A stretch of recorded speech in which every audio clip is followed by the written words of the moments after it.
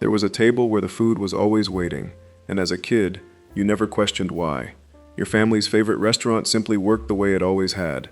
The same smell, the same lights, the same familiar order every visit. You never thought of it as tradition. 20 restaurants across the country once held memories like these. Now, most of them are gone. That's the part nobody warned you about. Section 1.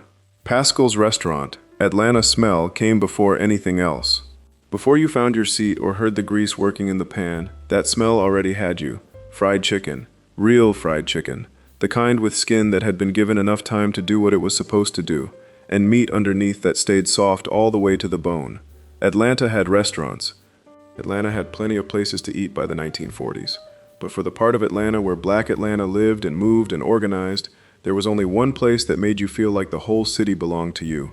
That place was at 837 West Hunter Street, and it started smaller than you might expect. James and Robert Pascal were brothers from Thompson, Georgia, both of them with backgrounds in hospitality, both of them with a clear sense of what a room could be for people who had been told at every other door in the city that they were not welcome. In 1947, they opened Pascal Brothers Soda, a 30-seat luncheonette selling cold sandwiches and sodas. 30 seats. No stove on the premises. Robert prepared the food at his home and sent it to the shop by taxi, because the brothers did not own a car. From that arrangement, they built something.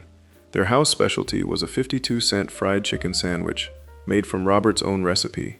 A recipe he kept entirely secret, that passed through the decades without being written down in any form that left the family. Within a few years, they had added hot lunches, then dinner, then they ran out of room entirely. In 1959, they moved across the street to a larger building at 830 West Hunter Street. West Hunter Street would be renamed Martin Luther King Jr. Drive in 1976. That rename was not accidental. Food at Pascal's became specific to the person eating it. Martin Luther King Jr. had a standing order that everyone in the kitchen knew: fried chicken, candied yams, collard greens. He did not have to name it when he walked in. John Lewis came, Julian Bond came, Jesse Jackson came. These were not occasional visits. Pascal's was where the civil rights movement did its actual work, where strategy was laid out and plans were argued through over plates of food from a kitchen that understood exactly what those meetings were for. Robert and James had made a deliberate choice to put the restaurant at the center of the movement. They posted bond for protesters who were arrested. They extended their hours so that families could wait inside for their people to be released from jail. When King came to the brothers and asked for a place where he and his people could eat, meet, rest, and plan, the brothers said yes without conditions. They held colored-only business and liquor licenses under Georgia law. They seated black and white customers together anyway, openly, from the beginning, because that was how they had decided to run their restaurant and no city ordinance was going to change it. In 1960, they opened La Carousel Lounge in the space adjacent to the restaurant, a jazz club that booked Aretha Franklin and Dizzy Gillespie and Gladys Knight and Jimmy Smith onto its stage. La Carousel was the only nightclub in a still segregated Atlanta fully open to black audiences, which made it something larger than a music venue almost immediately. Maynard Jackson sat at Pascal's tables in 1973, planning his first bid for mayor, a campaign he won, making him the city's first black mayor. Presidents Jimmy Carter and Bill Clinton both made campaign stops at the restaurant in later years, because by then it was understood that Pascal's was where Black Atlanta's judgment lived, and anyone who wanted to know where that judgment stood had to walk through those doors. In 1967, the brothers added a 120-room hotel to the property, so that figures traveling to Atlanta to confer or campaign had somewhere to stay that would receive them with full dignity and no questions about whether they were welcome. Nothing about the chicken changed. That was part of the implicit agreement your family made every time you walked in. Robert's secret recipe held from 1947 through the 1960s and the 1970s and into the 1990s, not because no one considered adjusting it, but because no adjustment was needed. You ordered the same thing every time. The menu said other options were available. You ordered the same thing. That kind of certainty was its own form of comfort, and you understood it without needing it explained. By the mid-1990s, the business was slowing. Atlanta had grown outward. The customer base had scattered across the city in ways that made it harder to pull the old crowds back to West Hunter Street, and the money was no longer holding. Clark Atlanta University bought the property in 1996 for $3 million. Robert Pascal died the following year. Under university management, the restaurant stayed open in reduced form, but the losses kept mounting. In July 2003, Clark Atlanta closed the original restaurant permanently, citing $500,000 in operating losses per year. The jazz club was already gone. What remained was a building with photographs still on the walls and a kitchen that had last served a meal sometime that summer and would not serve another. James Pascal, the last surviving brother, died in 2008. His funeral was held at the Morehouse College Chapel, a few blocks from the building his family had made into the unofficial headquarters of the most consequential social movement in American history. His death was noted in the New York Times. For more than 2 decades after the closure, the building at 830 Martin Luther King Jr. Drive stood exactly as it had been left, intact, empty, the weight of what happened inside it still visible to anyone who walked past. Nobody burned it down. Nobody had to. Pascal stayed standing long after it stopped feeding anyone, which is one kind of gone. Coming up is a different kind entirely, where a city government, a federal highway program, and a court order combined to erase a restaurant that was not struggling at all, a place that was thriving right up until the morning the papers arrived. Section 2. Oklahoma King's Barbecue. San Francisco smoke carried a quarter mile in the Fillmore on a good night. Not the faint suggestion of something cooking somewhere, but real barbecue smoke, the kind that told you exactly what was happening and exactly where, the kind your nose followed without your permission. Leola King had built her barbecue restaurant at 1601 Geary Street in 1946, arriving in San Francisco from Los Angeles and moving fast from the moment she got there. She named it Oklahoma King's. It ran from 10 in the morning until 4 the next morning, 7 days, because the Fillmore district ran that way and her restaurant ran with it. At its peak, Oklahoma King's was described by people who knew it simply as a smashing success, which is a plain way to say that it was exactly what the neighborhood needed and that the neighborhood showed up every single night to prove it. Around that restaurant, stretching along Fillmore Street and the surrounding blocks, was a world that had no equivalent anywhere else on the West Coast. From the 1920s onward, the Fillmore had been pulling in the black working and professional class of San Francisco, and by the time King arrived, hundreds of black-owned businesses had taken root. Newspapers and nightclubs and barbershops and groceries and restaurants, a full and self-sustaining community operating within the city's larger geography, but not dependent on it for anything essential. People called the Fillmore the Harlem of the West so often that the name became a fact. What it meant, practically, was that if you wanted to eat well and stay late and hear real music and not calculate whether you were welcome when you walked through the door, the Fillmore was where you went. Your family understood that calculation even if they never put it into words. Music was part of why Oklahoma King's mattered the way it did. Black touring musicians playing San Francisco in the 1940s and 1950s often performed for white audiences at the downtown venues in the early evening, made their money, and then came to the Fillmore when the set was done. John Coltrane came through. Etta James. C-Bone Walker. Everyone understood the arrangement. The downtown rooms got the performance, and the Fillmore got the musician. King's Barbecue and her subsequent clubs were part of what those musicians came back to after the formal shows ended. Your family's relationship with a place like that was never only about the food. It was about knowing that a room existed that understood exactly who you were before you said a word. King kept building after Oklahoma King's. She opened the Blue Mirror at 935 Fillmore Street, a nightclub she developed into one of the neighborhood's essential rooms. Then came the Birdcage Tavern at 1505 Fillmore. She had begun construction on a 4th property, a supper club she planned to call Goldie's, when San Francisco decided it was finished with the Fillmore as it existed. What followed was not a market correction or a slow decline in foot traffic. It was a government program with a legal mechanism and a demolition schedule, and it moved through the Fillmore the way a fire moves through a room. San Francisco's redevelopment agency began targeting Fillmore properties in the 1950s under authority provided by the Federal Housing Act of 1949, which gave cities the power to seize and clear land they labeled as blighted. The agency applied that label broadly. In 1962, it targeted the Blue Mirror's location and King was forced to move. She relocated and opened the Birdcage 2 years later, in 1964, having been told by a city official that the new location fell outside the agency's target area. In 1974, a court order arrived anyway. She was evicted. The building was demolished. Goldie's Supper Club was never finished. Between the 1940s and the 1970s, the San Francisco government cleared nearly 1,000 businesses and close to 5,000 homes from the Fillmore and surrounding neighborhoods. Most of the displaced owners were black. Most received no compensation that came close to what they had actually built. City planning documents recorded the losses in the flat language of square footage and unit counts, as though the restaurants and the nightclubs and the homes were columns in a ledger rather than lifetimes of work.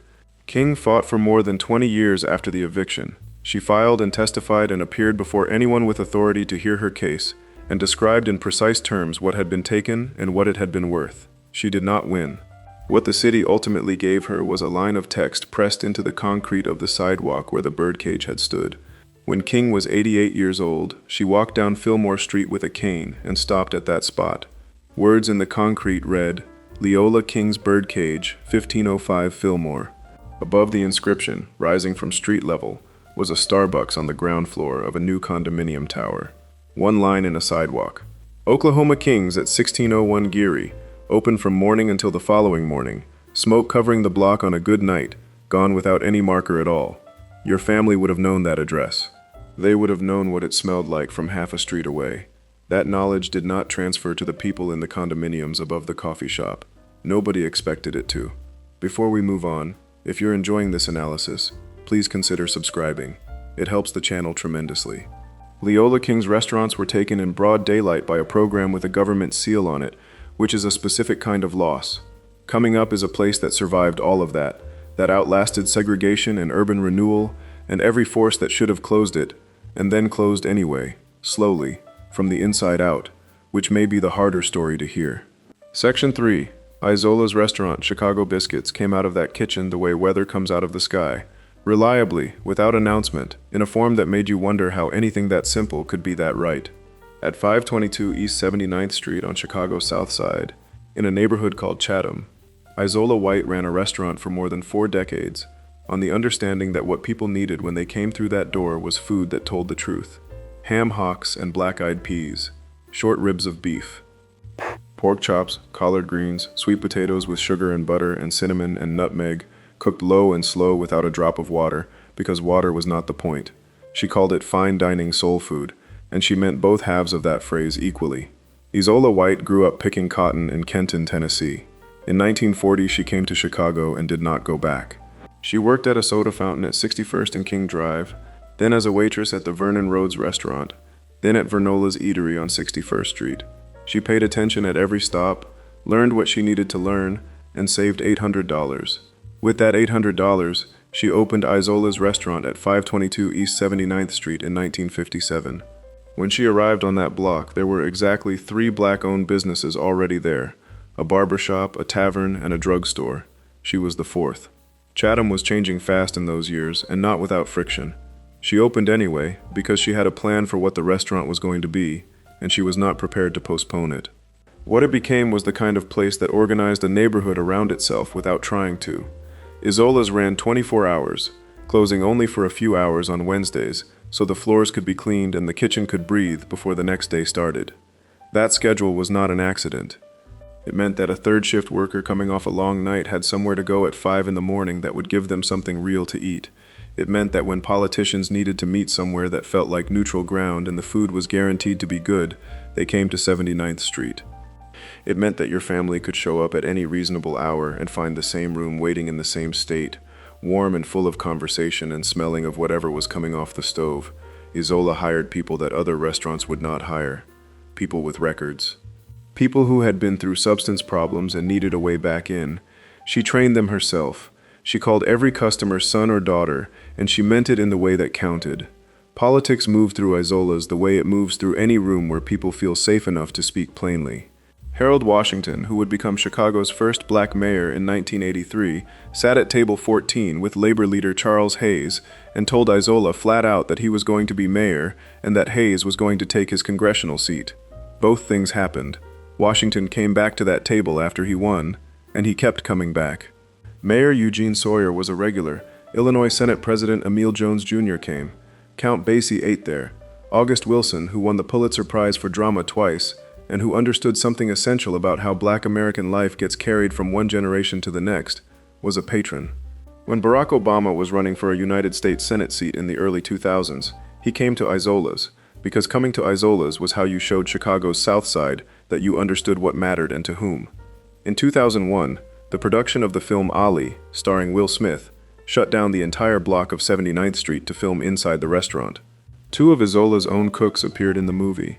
The walls of the dining room were already covered with signed photographs of every notable person who had come through, framed portraits of Harold Washington and Charles Hayes greeting you as you walked toward your table.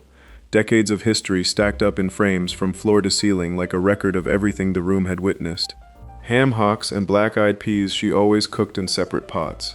The ham hocks needed longer because they were tough, and they needed their own time to get right, without the peas going soft waiting for them. She added salt pork to the peas for flavor. Salt pork, not ham hock, because the peas needed a different kind of richness than the hocks provided. That level of specificity was not unusual for her. Everything on the menu at Isola's had a reason, and the reason was always that she had worked it out over time and arrived at a conclusion she was not interested in revising. Dementia came gradually and then all at once. By the late 2000s, Isola White could no longer run the restaurant herself, could no longer hold together the operations that had kept 79th Street fed for more than 50 years. Isola's closed in December 2010. She was in her 90s, and she had no children, and the business she had built from $800 and 4 decades of daily work was gone. Dwayne Mason, a Chicago police officer who had known White for years and became her legal guardian, tried to raise enough money to keep her out of a nursing home and let her stay in the house near the restaurant where she had lived her adult life. The fundraising fell short. The public guardian stepped in. Isola White died on April 10, 2018, at Holy Cross Hospital. She was 95 years old. Every restaurant that has occupied 522 East 79th Street since she left has closed. None of them lasted. Nobody could explain why. Nobody had to.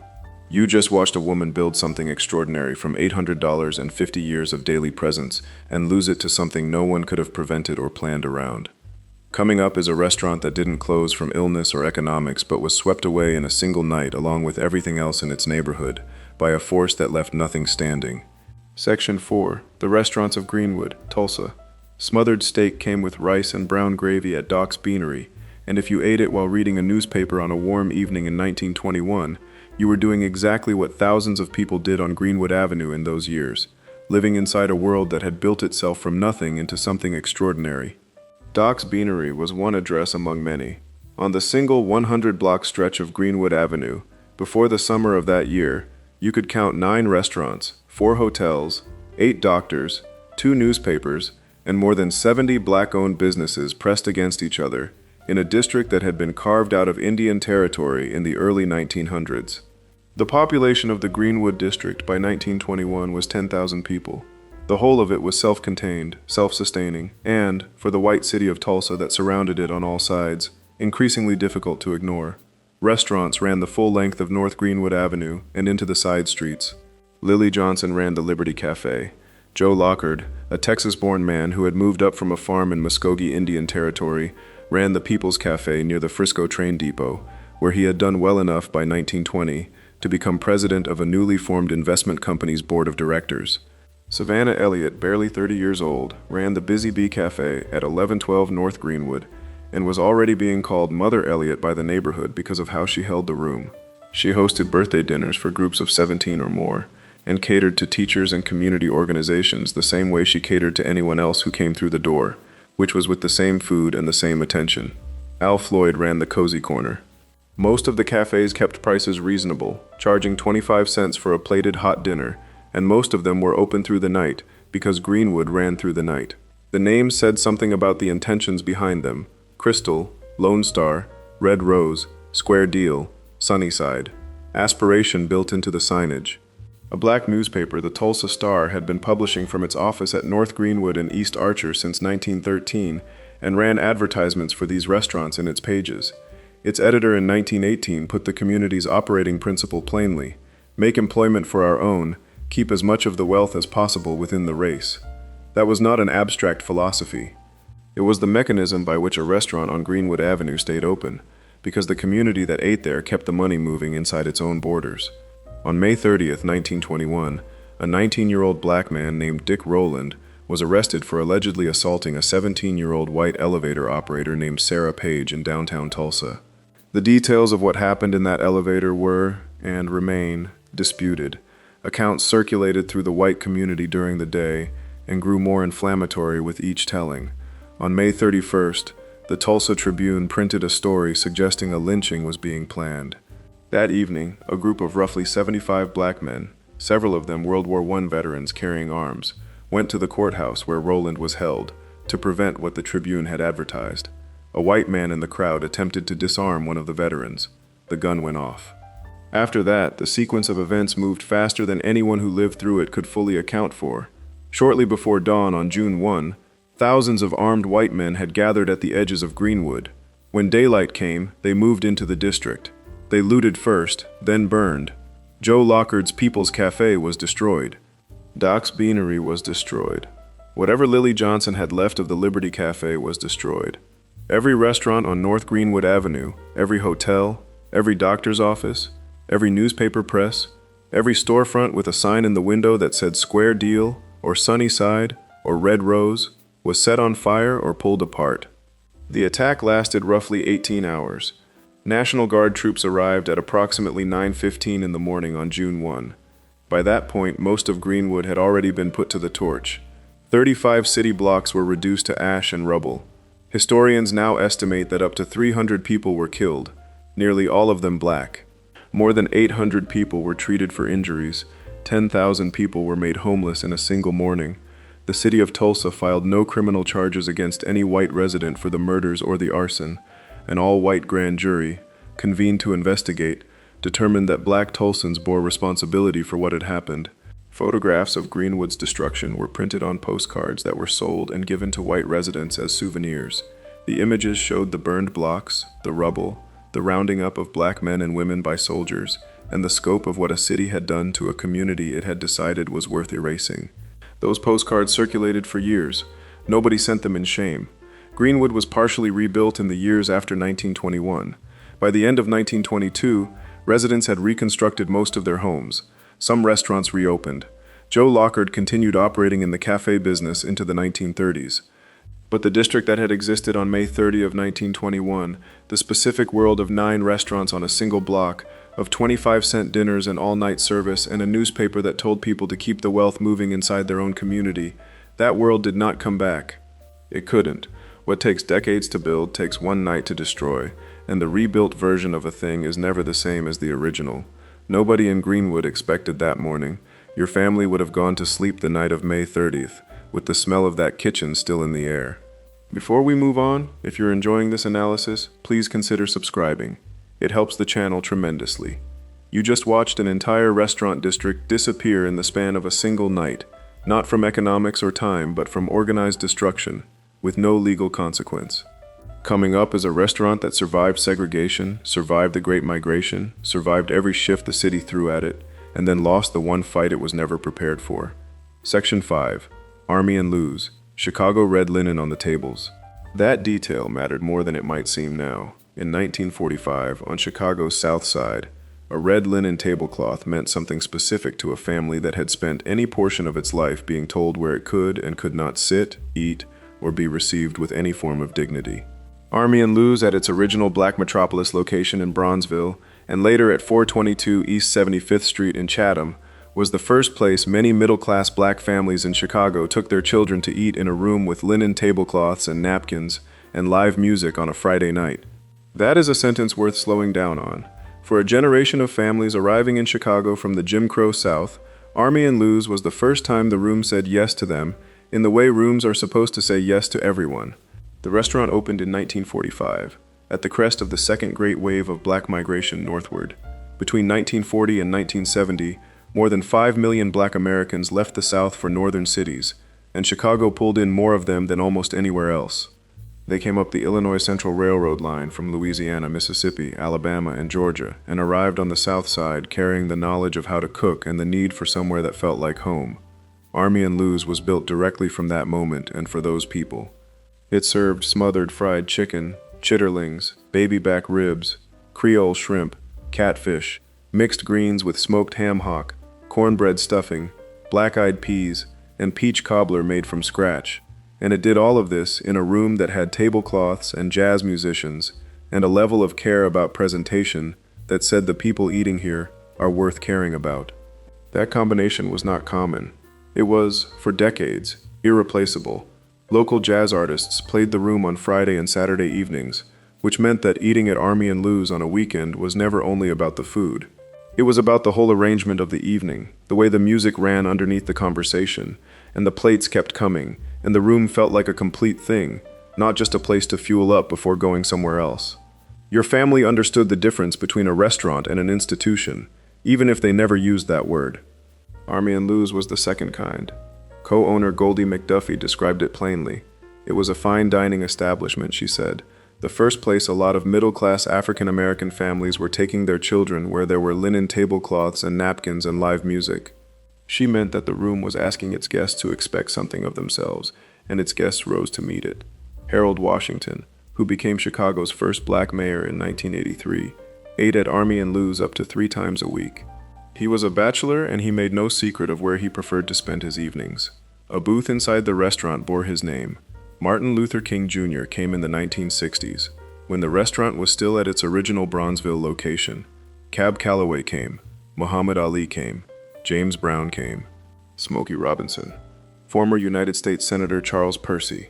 The range of those names across 65 years of operation tells you something about what Army and Lou's represented to the city. It was the room where Black Chicago's ambitions and pleasures had a permanent address. In October 1994, one of the restaurant's owners made the mistake of letting a recently fired employee back into the building after closing. The employee murdered him, took the money from the safe, and left.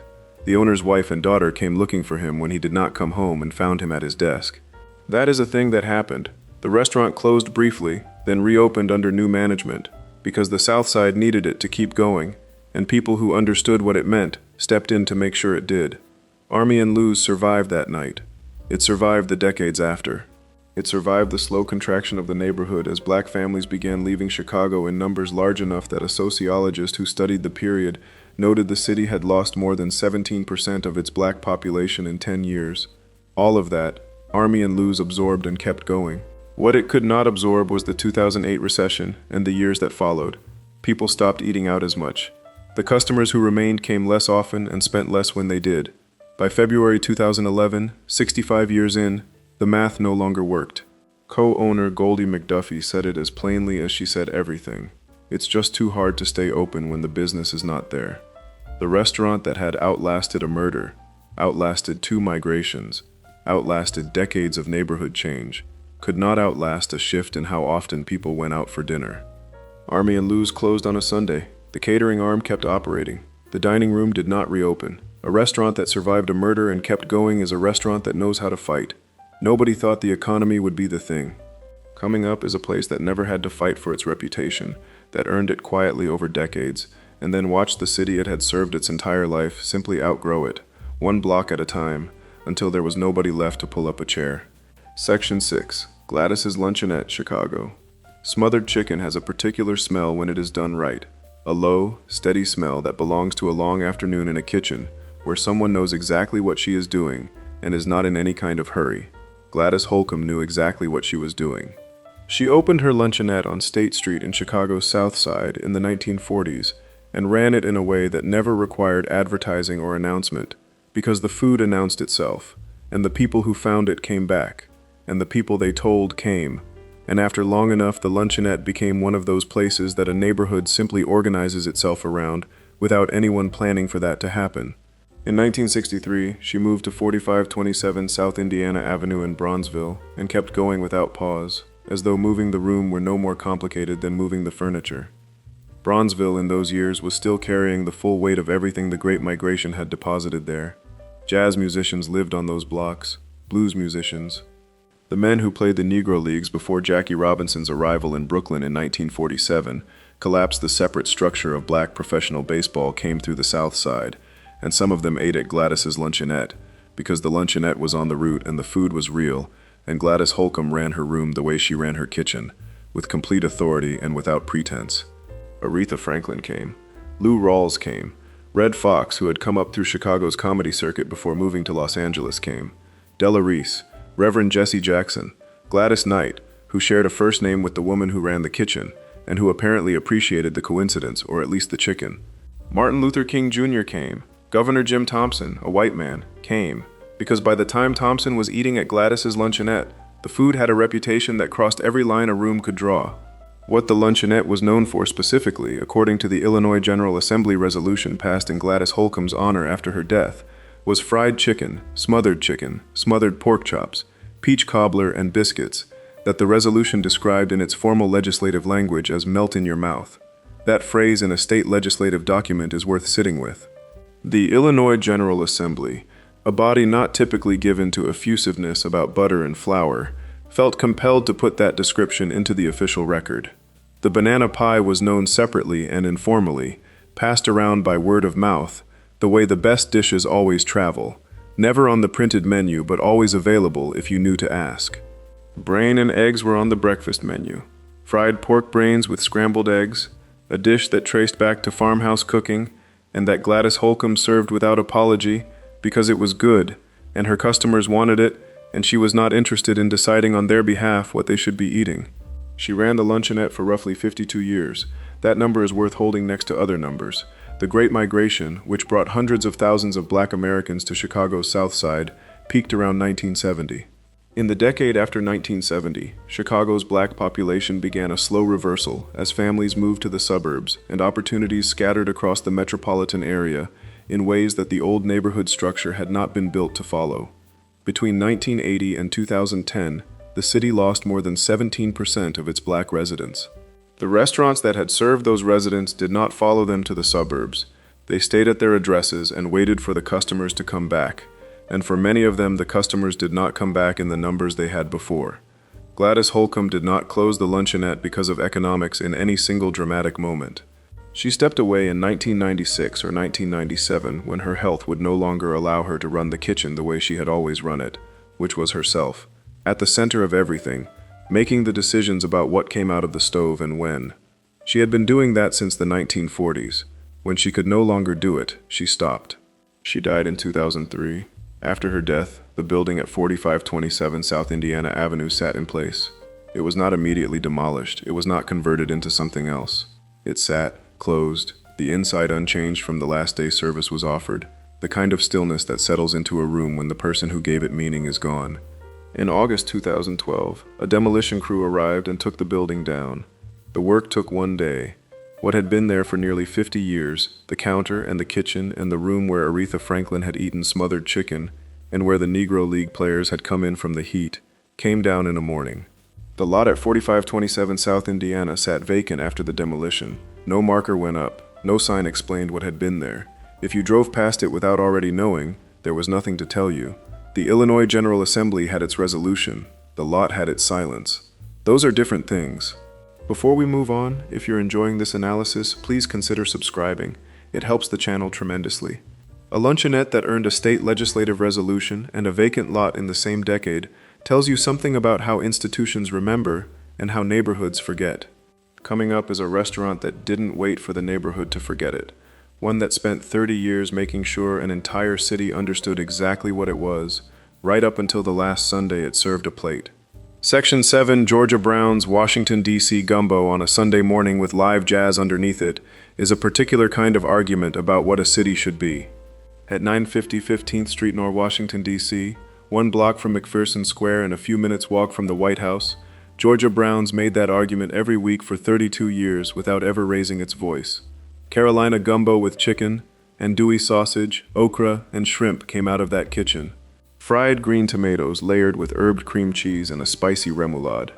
Cornbread and dense biscuits served with sweet butter as a matter of course, before anyone had ordered anything, because the room understood that the people sitting in it had arrived hungry and deserved to be received that way. The bronzed ceiling scroll above the dining room was designed to suggest the canopy of southern oak trees, the kind that line streets in Charleston and Savannah and stretch overhead like a lace border against the sky.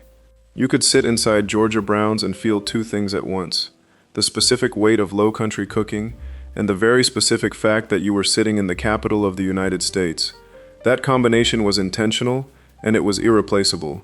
Washington in 1993 was Chocolate City in the full sense of that phrase.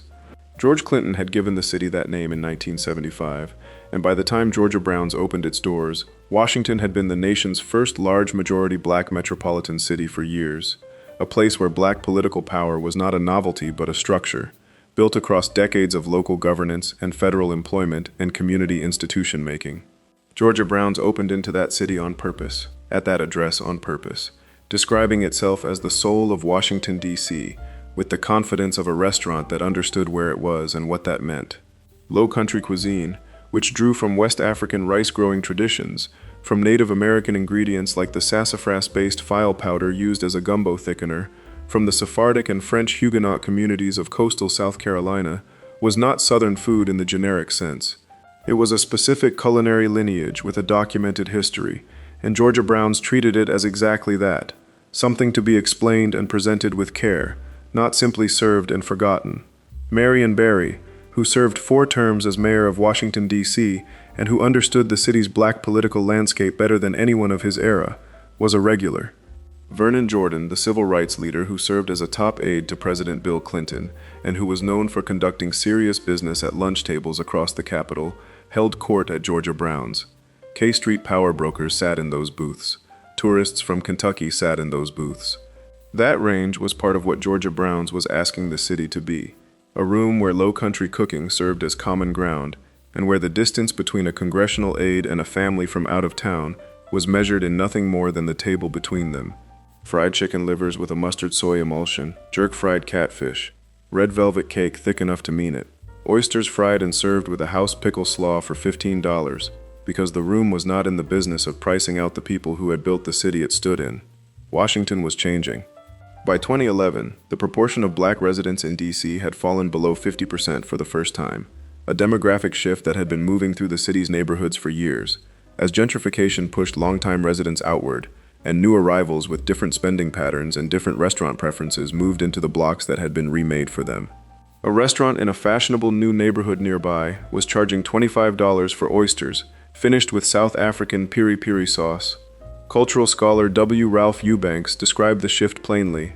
So many restaurants were catering to the new D.C., he said, while Georgia Brown's was speaking to the old D.C., Chocolate City. That phrase in that context was not nostalgic. It was a description of a customer base that had been physically moved out of walking distance, and a price point that had chosen not to follow the market upward. Sunday, August 31st, 2025, was the last day of service. Jazz played through the room the way it had played through that room every Sunday for 32 years.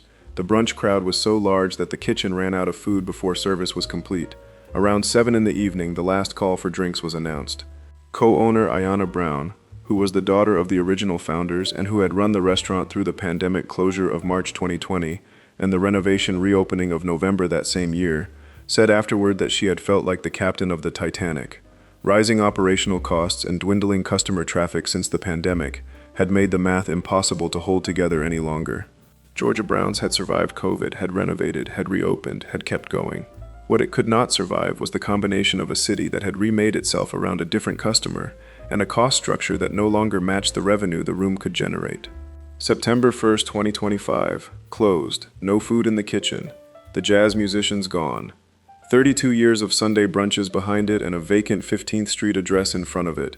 Your family would have known that room. The gumbo would have told them everything about where they were. Coming up is a restaurant that didn't serve politicians or power brokers, but became something those rooms never could. The only place for hundreds of miles where a black family traveling through the Deep South could sit down and eat a full meal without calculating their safety first. Section 8, H&H Restaurant, Macon, Georgia. 6:30 in the morning on Forsyth Street in downtown Macon, Georgia, and the biscuits were already done. Not warming up, not coming soon. Already done. Sitting where they were supposed to be, because Inez Hill had been in that kitchen since before the sun was fully up, and she had not opened a restaurant in 1959 to start keeping her customers waiting at the door. The H&H opened originally on the corner of Hayes and 3rd Street, moved to Cotton Avenue, and eventually settled at 807 Forsyth Street. The address changed. The biscuits did not. Fried chicken, smothered pork chops, collards, macaroni and cheese, lima beans, snap beans, squash, rice, black-eyed peas. The vegetables rotated by day of the week with the certainty of a calendar, and if you ate at H&H on enough Mondays, you stopped looking at a menu because you already knew what Monday meant in that kitchen. Macon in 1959 was a segregated city operating under the full weight of Jim Crow, which meant that where you could eat was not a question of preference or budget. It was a calculation with serious consequences attached to the wrong answer. The Cotton Avenue Business District, where H&H found its early footing, was the part of Macon where black lawyers and barbers and dentists and hairstylists had built their offices and shops within walking distance of each other, because the rest of the city had made clear where it stood on the question of their presence. H&H sat inside that world as a matter of design. Everyone from those offices could walk out at lunchtime and come through the door without calculating anything first. The food would be there, the table would be available, Mama Hill would be in the kitchen. That combination, in 1959 Macon, was not something to take lightly. Civil rights workers ate at H&H. NOC members held meetings there. Georgia state officers visited. During the movement, arguments about what the South should be played out loudly in courtrooms and churches and at lunch counters where black students sat and were refused service and sat anyway. At H&H, the argument was settled quietly, in the specific form of a plate set down in front of you, and a server who would call you Hon and mean it without qualification.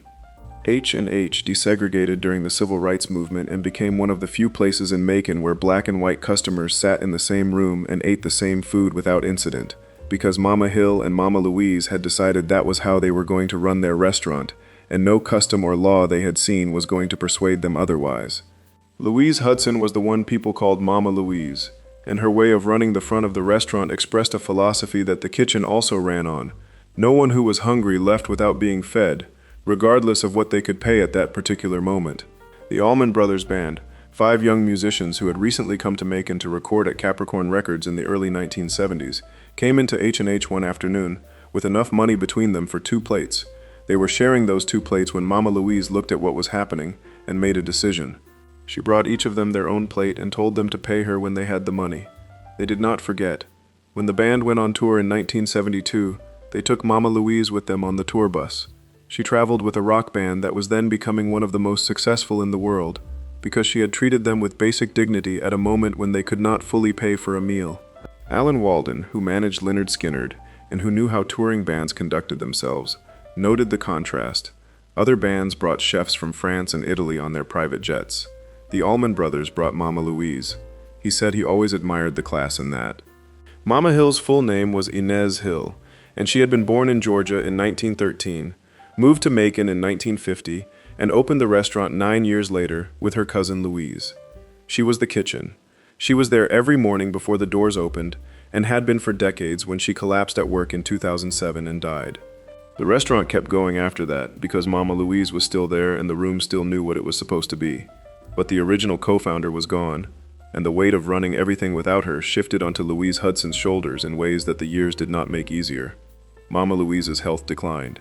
In 2013, the H&H that Inez Hill and Louise Hudson had built together, the one that had fed the civil rights movement and the NOC and 5 broke musicians on credit, and every lawyer and barber and hairstylist on Cotton Avenue since 1959, closed.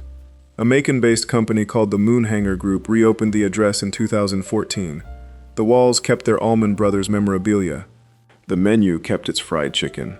What the new H&H could not keep was the specific authority of 2 women who had decided in 1959 what kind of restaurant they were going to run, and had held that decision steady for 54 years, through segregation and desegregation, and civil rights and everything the city of Macon and the state of Georgia had offered them in the meantime. That version of the restaurant ended when they were no longer there to run it. Mama Hill died at work, the way she would have wanted. Mama Louise got to see the band make good on its word. Before we move on, if you're enjoying this analysis, please consider subscribing. It helps the channel tremendously. 2 women in Macon built something that outlasted a social movement and fed a rock band into history, and the restaurant they built still carries their name even if it no longer carries their hands. Next is a restaurant that never got the chance to outlast anything, one that was doing exactly what it was built to do right up until the night the city decided its block was worth more than its purpose. Section 9. Peach's Restaurant, Jackson, Mississippi. Smothered chicken has a way of filling a block.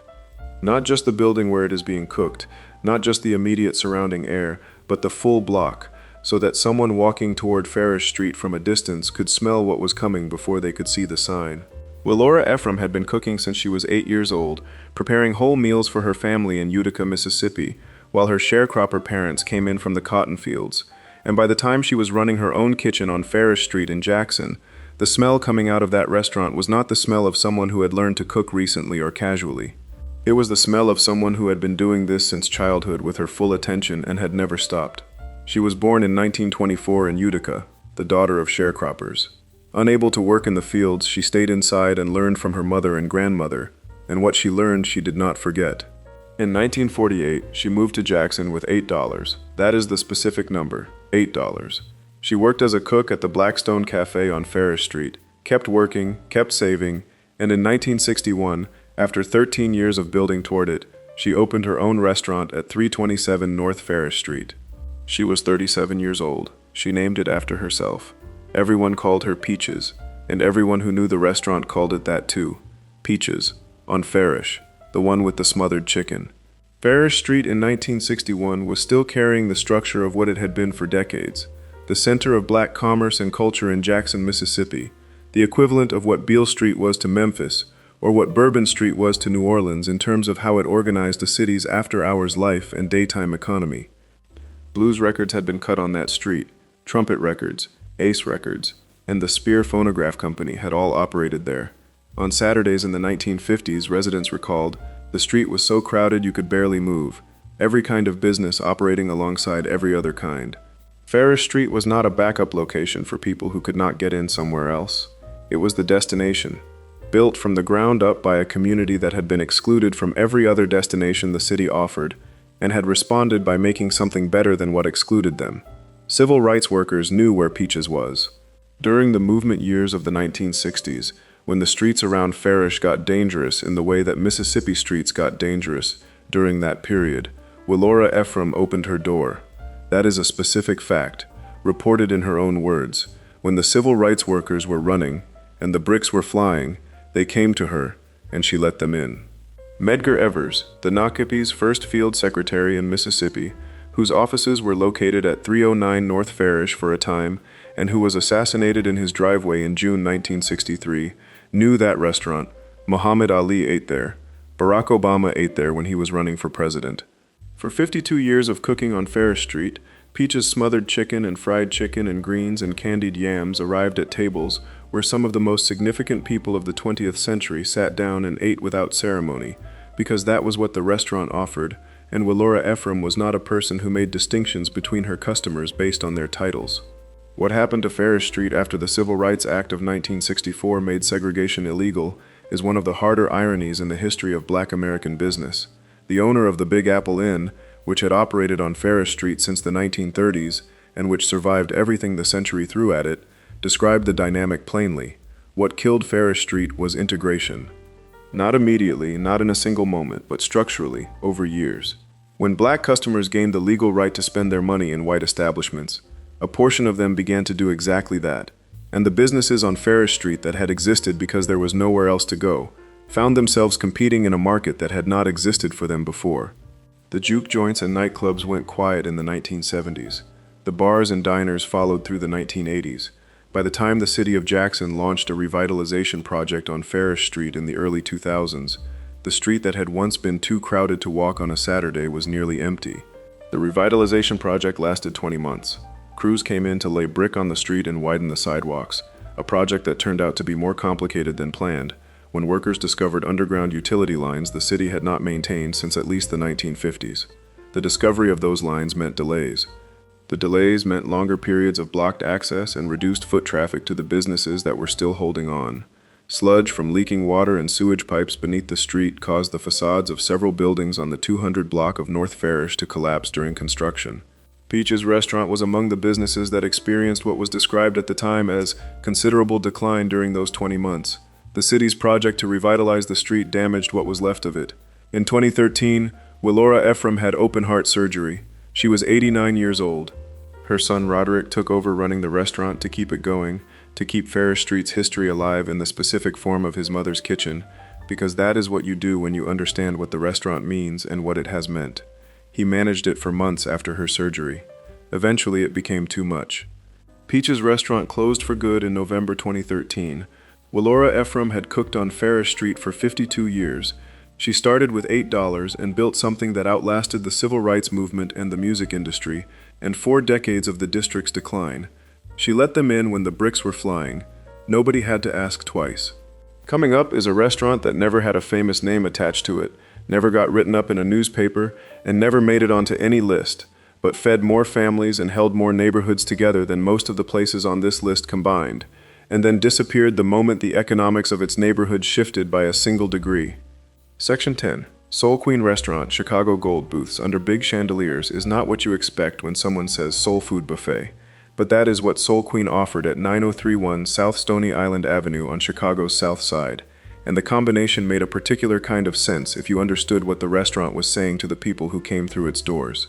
You could get fried chicken, turkey legs, meatloaf, short ribs, smothered chicken and onions and gravy, macaroni and cheese, greens, sweet potato pie, banana pudding, and peach cobbler in a room that looked like somewhere you were supposed to be, and you could do it at the price of a neighborhood buffet rather than a destination restaurant. That gap between what the room looked like and what it cost to eat there was the whole argument.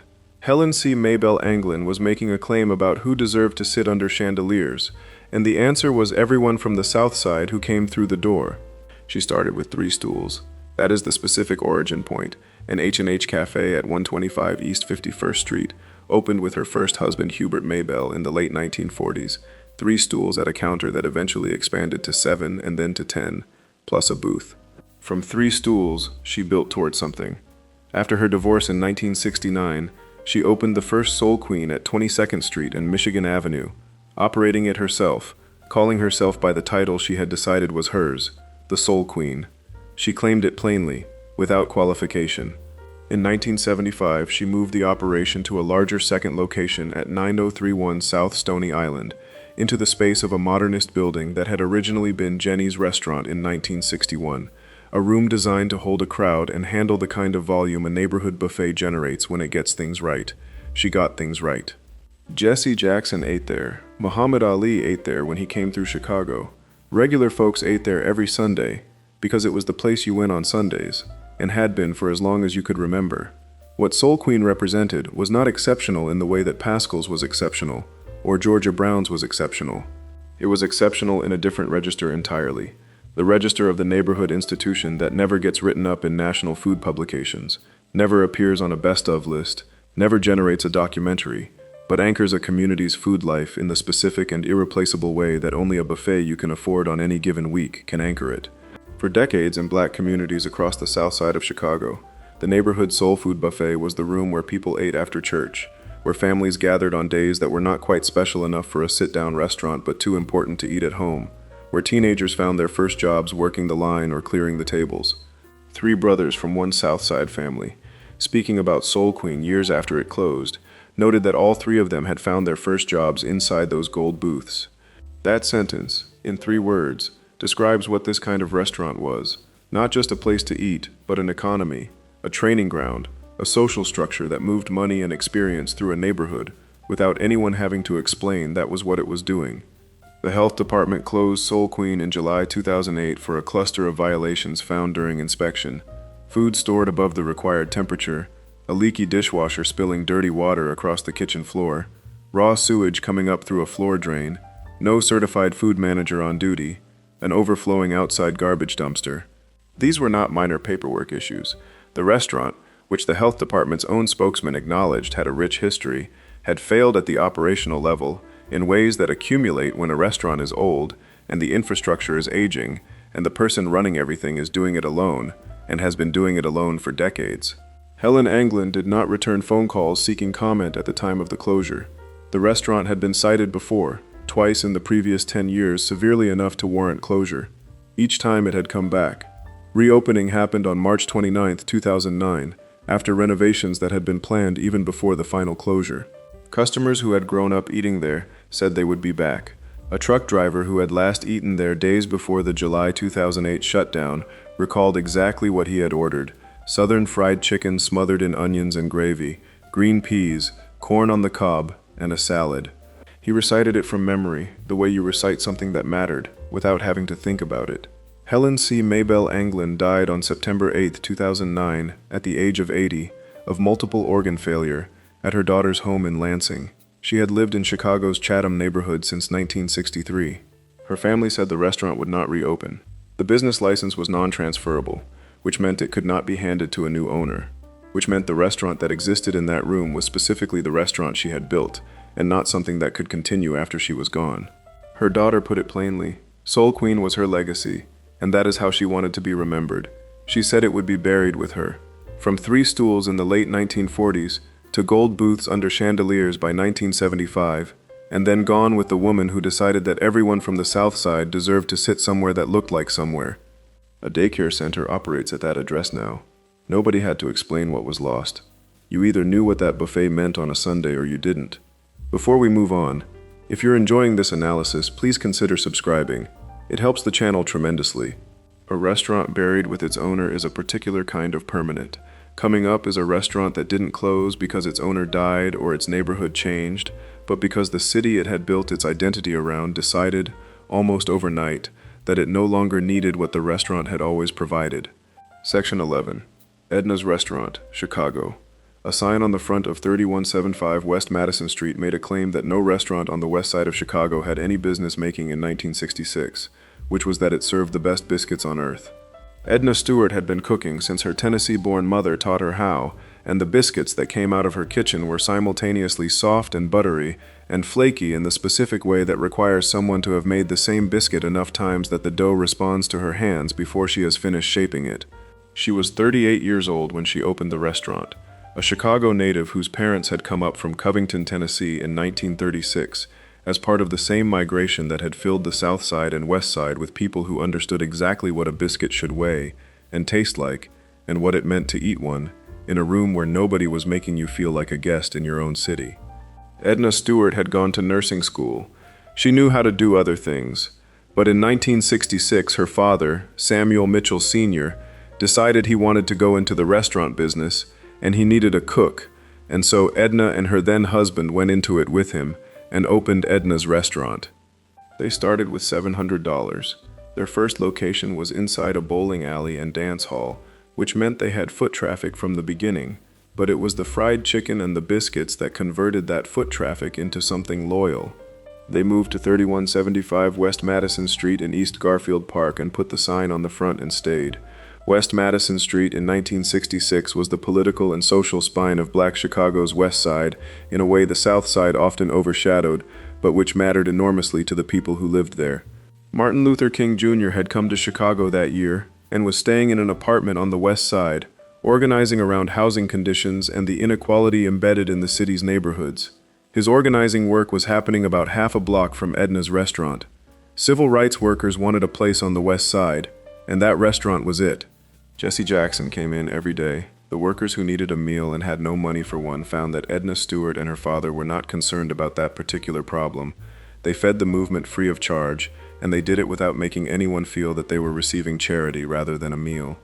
Bobby Rush, who would later serve in the United States House of Representatives as a Democrat from Illinois, was one of the young civil rights workers who ate at Edna's on those terms in the 1960s. He received the food and never forgot it. April 4, 1968. King was killed in Memphis. On the west side of Chicago, as in cities across the country, the grief turned into fire. Everything on Kedzie Street burned. Everything on the block surrounding it burned. When Edna Stewart described it years later in an interview, she said simply that there was not a business left on that block at all. Her restaurant at West Madison had been open for 2 years when the riots came through. It was one of only 2 businesses in the immediate area to survive. Every other business owner left the West Side. Edna Stewart did not leave.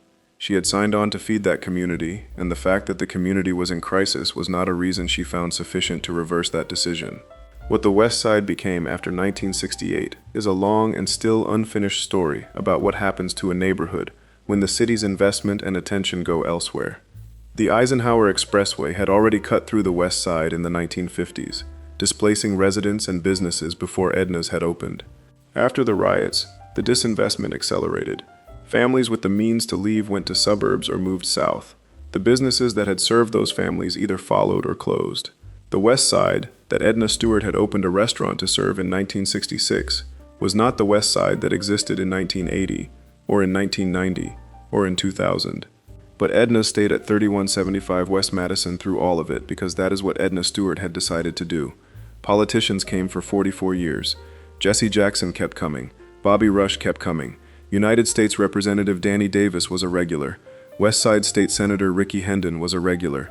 Mayor Richard M. Daley, who represented the other Chicago, the downtown Chicago that had moved its investment away from neighborhoods like East Garfield Park, came to Edna's because the restaurant's reputation and its owner's moral authority over the West Side were things that required acknowledgement from anyone who wanted to be taken seriously as a leader of the full city. Governor Pat Quinn of Illinois declared February 19th Edna Stewart Day in 2010, a few months before she died, which is the kind of recognition that arrives slightly too late but arrives nonetheless. Edna Stewart was diagnosed with ovarian cancer in 2008. She kept working. The restaurant kept going. Her biscuits, her fried chicken and dumplings, her beef short ribs and catfish, and triple layer cakes and collard greens and ham hocks and sweet potatoes and peach cobbler. All of it kept coming out of her kitchen at 3175 West Madison, while the cancer worked on her from inside. She was a nursing school graduate. She knew what ovarian cancer meant. She kept going anyway, because the West Side still needed the restaurant, and she was the restaurant. June 11th, 2010. Edna Stewart died at Rush Oak Park Hospital. She was 72 years old. Her family looked at what she had left behind and understood that taking it over was not possible in any immediate sense. Her son had health issues. Her daughter lived in West Virginia. The community that might once have produced someone to step in and carry it forward had spent decades sending its children elsewhere, to better schools and safer streets and neighborhoods that had received the city's attention rather than its neglect. Edna's closed in August 2010, 1 month after she died. A former produce supplier who had known her for years, Henry Henderson, reopened the address in December as Ruby's, keeping her cook, keeping her staff, keeping her recipes, changing the name after his own late mother. He wanted to honor the tradition while not pretending it was the same thing. Ruby's was a good restaurant. Edna's was a different thing entirely. Nobody confused them. Coming Up is a restaurant built not on a single owner's decision but on something older and harder to name. A tradition that crossed state lines and generations, and survived every form of legal and social pressure the country could bring to bear, right up until the economics of a single decade made it impossible to keep the doors open. Section 12, Wells Supper Club, Harlem fried chicken on top of a waffle, with maple syrup running down both, is not a dish that makes sense until the moment you eat it, and then it makes every kind of sense. You need to understand what 2 in the morning feels like to understand why someone invented it. Not 2 in the morning after a bad night, but 2 in the morning after Billie Holiday has just finished her last set at the Apollo, and Duke Ellington is winding down at the Cotton Club, and the musicians and the audiences who followed them are standing on 7th Avenue in Harlem with nowhere to go that serves food, because it is too late for dinner and too early for breakfast, and the only thing that makes sense is a room that understands both of those facts at once. Joe Wells understood both of those facts. In 1938, at 2247 7th Avenue between 132nd and 133rd Streets, he and his wife Elizabeth Ann opened a restaurant with 3 booths and 5 stools and a kitchen that would eventually produce the dish that Harlem would put its name on for the next century. Wells' restaurant was not built on a menu decision. It was built on a community that had been building itself in Harlem since the 1920s. The specific world of the Harlem Renaissance that had drawn black writers and musicians and artists and doctors and lawyers and working families northward, and concentrated them in a neighborhood dense enough to have its own economy, its own culture, its own nightlife, and its own particular hunger at the end of a long night. Joe Wells did not create that world, he responded to it. The musicians who came in after hours were not looking for something new. They were looking for something that fit the specific gap between the end of their professional evening and the start of the next day. Fried chicken was what the South had given them.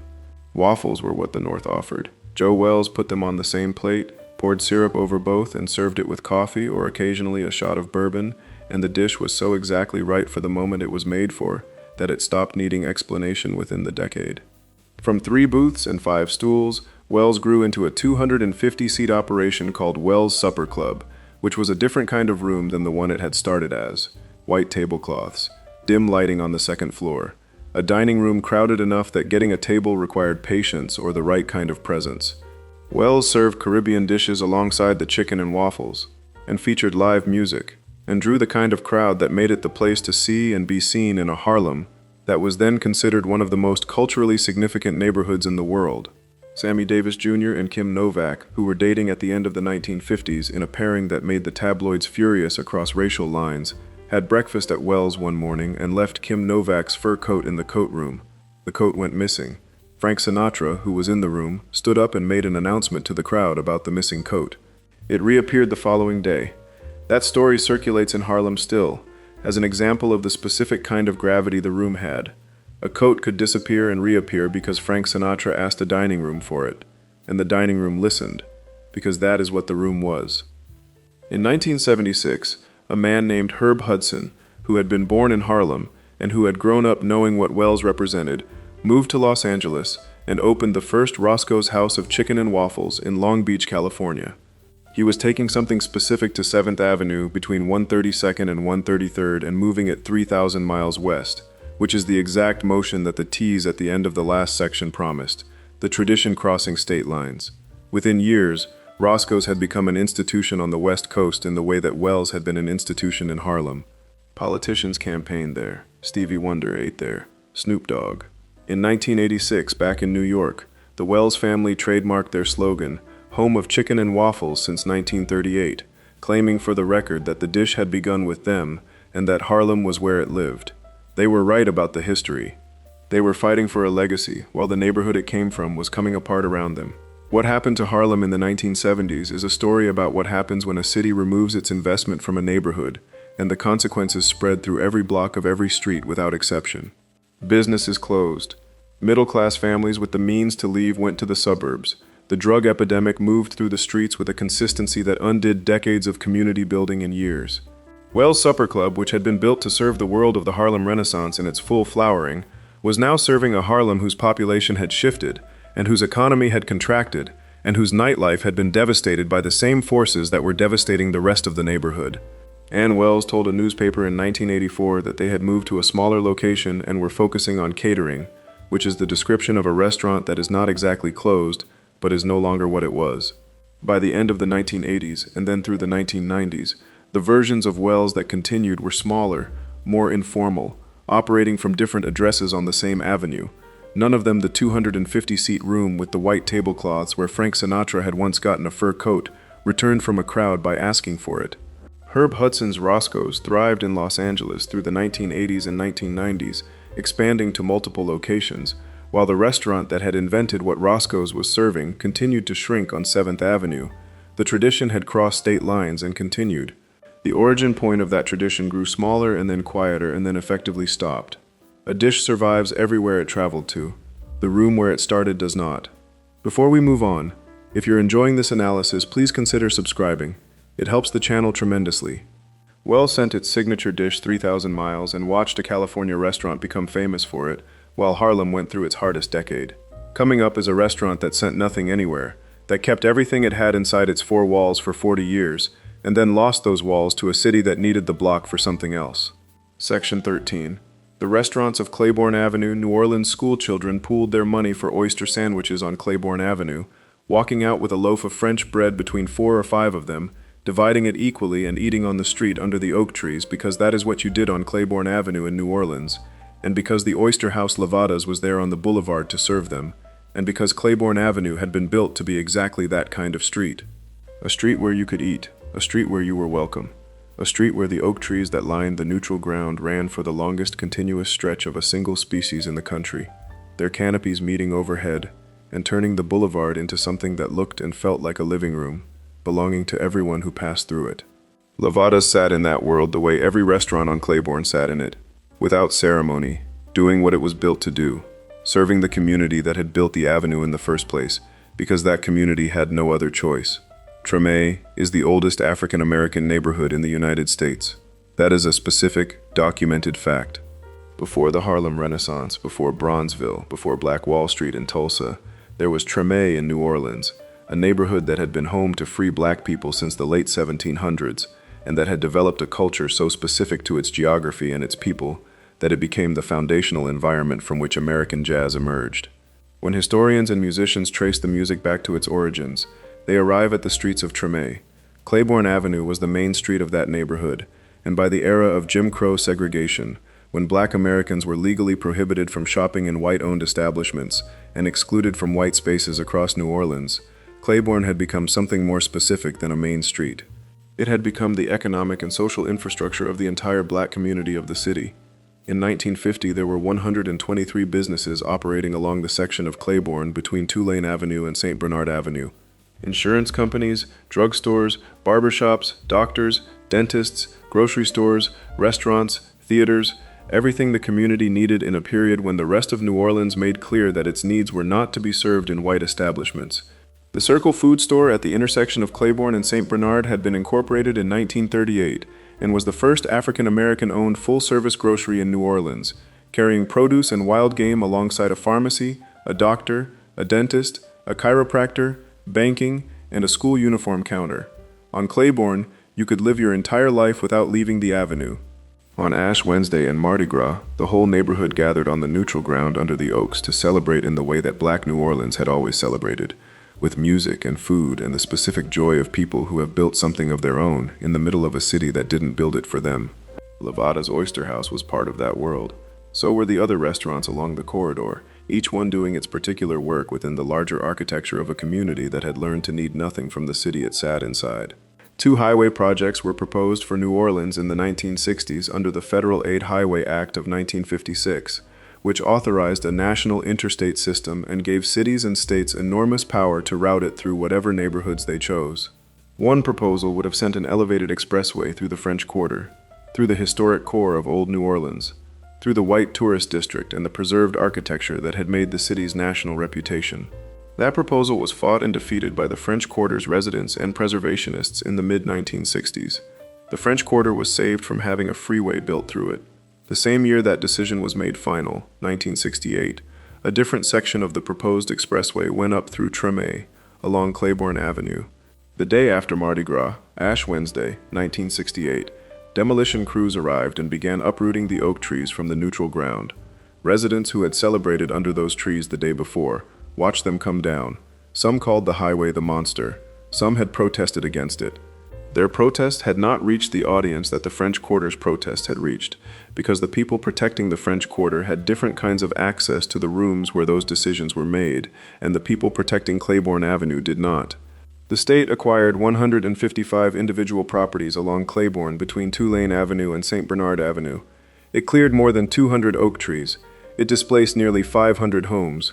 The elevated concrete pillars of the Interstate 10 Claiborne Expressway rose where the trunks of the oaks had stood. The shadow of the structure replaced the canopy. The concrete replaced the neutral ground where the football and baseball games had been played, and where the Mardi Gras Indians had ended their parades. From 123 businesses in 1950, the corridor fell to 44 by the end of the century. The businesses that were not physically demolished by the construction of the highway died on the vine, in the description of Raynard Sanders, who co-founded the Claiborne Avenue History Project, and who spent years documenting through city records and old newspapers and oral history interviews what had existed along that 22-block stretch before the highway came through. The Oyster House Levada's, where the school children had pooled their change for bread and oysters, is a parking lot now. Dodie Smith Simmons, who grew up in the 9th Ward and who came to Claiborne regularly as a child, walked the avenue years after the highway was built and stopped at the parking lot where Levada's had been and said what needed to be said about what she was looking at. She had stood there with her classmates, she said. She remembered exactly how they had divided the loaf. A parking lot does not remember anything. New Orleans saved the French Quarter from a highway because the French Quarter had people in the right rooms. Claiborne Avenue was not in those rooms. The restaurants under the oaks were there when nobody was looking and gone before anyone wrote down their names. Coming up is a restaurant that had every advantage Levada's, and the Claiborne Avenue Kitchens didn't. A famous name, a powerful clientele, decades of press, and a building that still stands. It closed anyway, for a reason so simple and so modern that it reads almost like an insult to everything that came before it. Section 14. Gladys Knight and Ron Winans Chicken and Waffles. Atlanta Golden Fried Chicken on top of a waffle, with syrup running down between them, is the dish that Joe Wells invented in Harlem in 1938 for musicians who came in too late for dinner and too early for breakfast. Gladys Knight was one of those musicians. Decades later, stopping at Wells Supper Club after performing in New York, eating that combination at a table in the room that had made it famous. She remembered it. When she and her son Shunga Hankerson and gospel legend Ron Winans opened a restaurant together in Atlanta in 1997, that memory was what they were building on. The specific taste of something she had eaten, at a specific address in Harlem, that no longer existed the way it once had. They were inheriting a dish from a closed room and bringing it to a new city, which is how traditions survive when the buildings that originated them are gone. Gladys Knight opened the restaurant at 618 Ponce de Leon Avenue in Midtown Atlanta in 1997. Mayor Bill Campbell was at the opening. Aaliyah was there. Genuine was there, the kind of attendees who signal that something is intended to matter, and that the people doing it have the credibility to make it matter. Shanga Hankerson was the operating owner, Knight's son from her first marriage, who ran the business day to day. Ron Winans, the gospel singer who was one of the famous Winans family of gospel musicians out of Detroit, lent his name and his reputation and the warmth of what both those things meant to black church-going Atlanta, alongside everything Knight's name already carried. Knight had been known as the Empress of Soul since the Pips and the Gladiator years. Together, the two names on the sign above the door said something specific about what the restaurant was for and who it was for, without having to explain any of it. From the day it opened, customers waited. Lines formed outside on Ponce de Leon, people willing to stand an hour or two on the sidewalk for golden fried chicken and buttery waffles, for smothered chicken, for sweet potato cheesecake, for collard greens and turkey wings. Dozens of photographs of famous people who had come through lined the walls.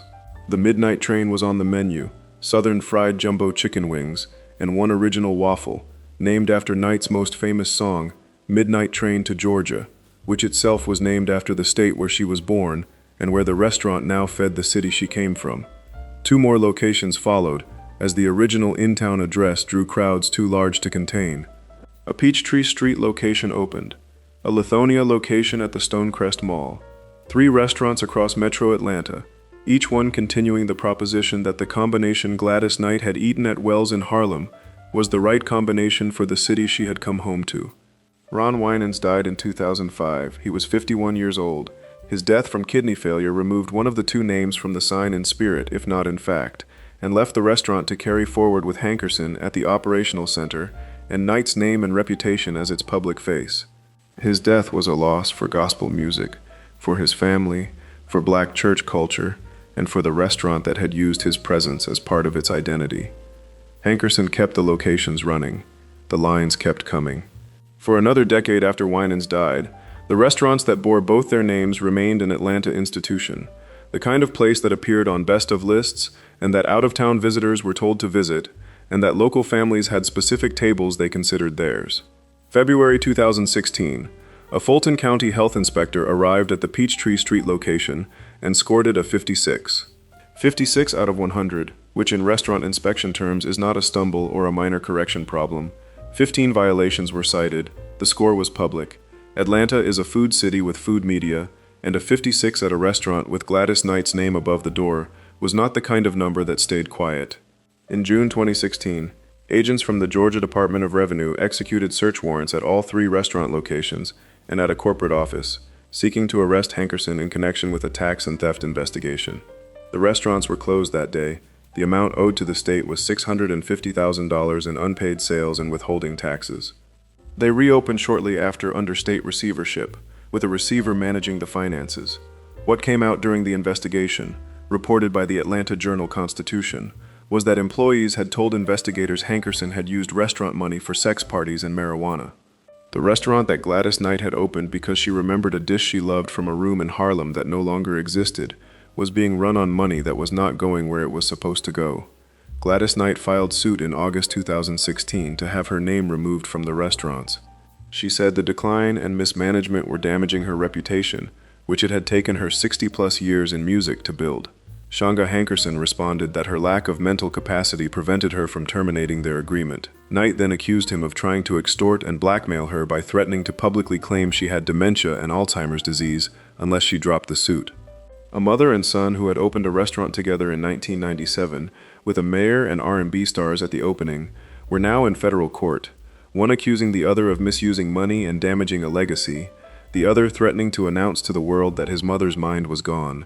A settlement was signed in February 2017. Knight's name came off the restaurant. The remaining location on Peachtree Street was required to phase out all use of her name and likeness, becoming world-famous Chicken and Waffles. It sat boarded up not long after, trash in the doorway, the building still standing on Peachtree Street where it had stood since 1999, when the second location opened to the same fanfare as the first. Gladys Knight ate at Wells in Harlem and remembered a dish well enough to build a restaurant around it. The restaurant she built was brought down from the inside, not by a city that needed the block or a highway that needed the land or an economy that shifted beyond reach. It was brought down by the people running it. Nobody had to call a bulldozer. Before we move on, if you're enjoying this analysis, please consider subscribing. It helps the channel tremendously. A restaurant destroyed from inside its own walls is a particular kind of loss. Coming up is a restaurant that wasn't destroyed by anyone. It simply ran out of the one thing that no money, no famous name, and no line around the block can replace once it's gone. Section 15, Mama Dip's Kitchen, Chapel Hill, North Carolina. Measuring nothing is the whole point of dump cooking, and the whole point of dump cooking is that nobody who has not spent decades doing it can replicate it. You look at the bowl, you look at what the bowl needs, you put in what the bowl needs. Not a half cup, not 2 tablespoons, not a pinch as defined by any written standard. What the bowl needs, which is a quantity known only to the person looking at it. Mildred Council had been looking at bowls and knowing what they needed since she was a child in Chatham County, North Carolina, watching her family and neighbors cook by feel and taste and instinct, using a method that required no recipe card because the knowledge lived in the body and not on paper. When she opened Mama Dip's Kitchen on West Rosemary Street in Chapel Hill in November 1976, she brought that knowledge with her into a commercial kitchen, applied it to a menu that could feed a dining room full of strangers, and ran it that way for 42 years without adjusting the fundamental approach. The food was good because she knew how to make it good, and she knew how to make it good because she had been learning since before most of her customers were born. Mildred Council was born in Chatham County in 1929, the granddaughter of a slave. Her family moved to Chapel Hill in 1945, when she was 16 years old. She described her own life in a sentence that carried 4 decades of American history. She was born a colored baby girl in Chatham County, grew up a Negro in her youth, lived her adult life black, and was writing those words as a 69-year-old American. In 1947, she married Joe Council, whose parents owned Bill's Barbecue Restaurant, and she honed her cooking in that kitchen alongside her mother-in-law. She also worked at the Carolina Coffee Shop and at St. Andrew's Hall, cooking in other people's kitchens and accumulating a knowledge of food that was entirely practical and entirely uncertified. What she knew was what she had done, for years, without a title or a credential, in rooms where nobody was watching. November 1976. She opened Mama Dip's Kitchen with $64, $40 for purchasing food, $24 to make change. A local real estate agent named George Tate helped make it happen. The restaurant opened on West Rosemary Street with a small number of seats and a menu of the specific food she had been cooking her whole life. Chicken fried steak, country-style pork chops, chitlins, sweet potatoes, cream cheese pound cake, chicken pie, fried chicken with a crust that food writers would spend decades trying to find adequate words for, and a warm pecan pie that people drove to Chapel Hill specifically to eat. She rebuilt and expanded the space in 1999, producing a restaurant large enough to seat the crowds that had been coming for years. She published a cookbook that year and another in 2005, both of which attempted to translate dump cooking into written recipes, which is to say, both of which attempted to write down in tablespoons and cups what she understood in a completely different unit of measurement: the feel of the dough, the color of the batter, the smell that told her when to stop. Dump cooking, translated to the page, reads like an approximation. The recipes in both cookbooks are real, and the food they produce is good.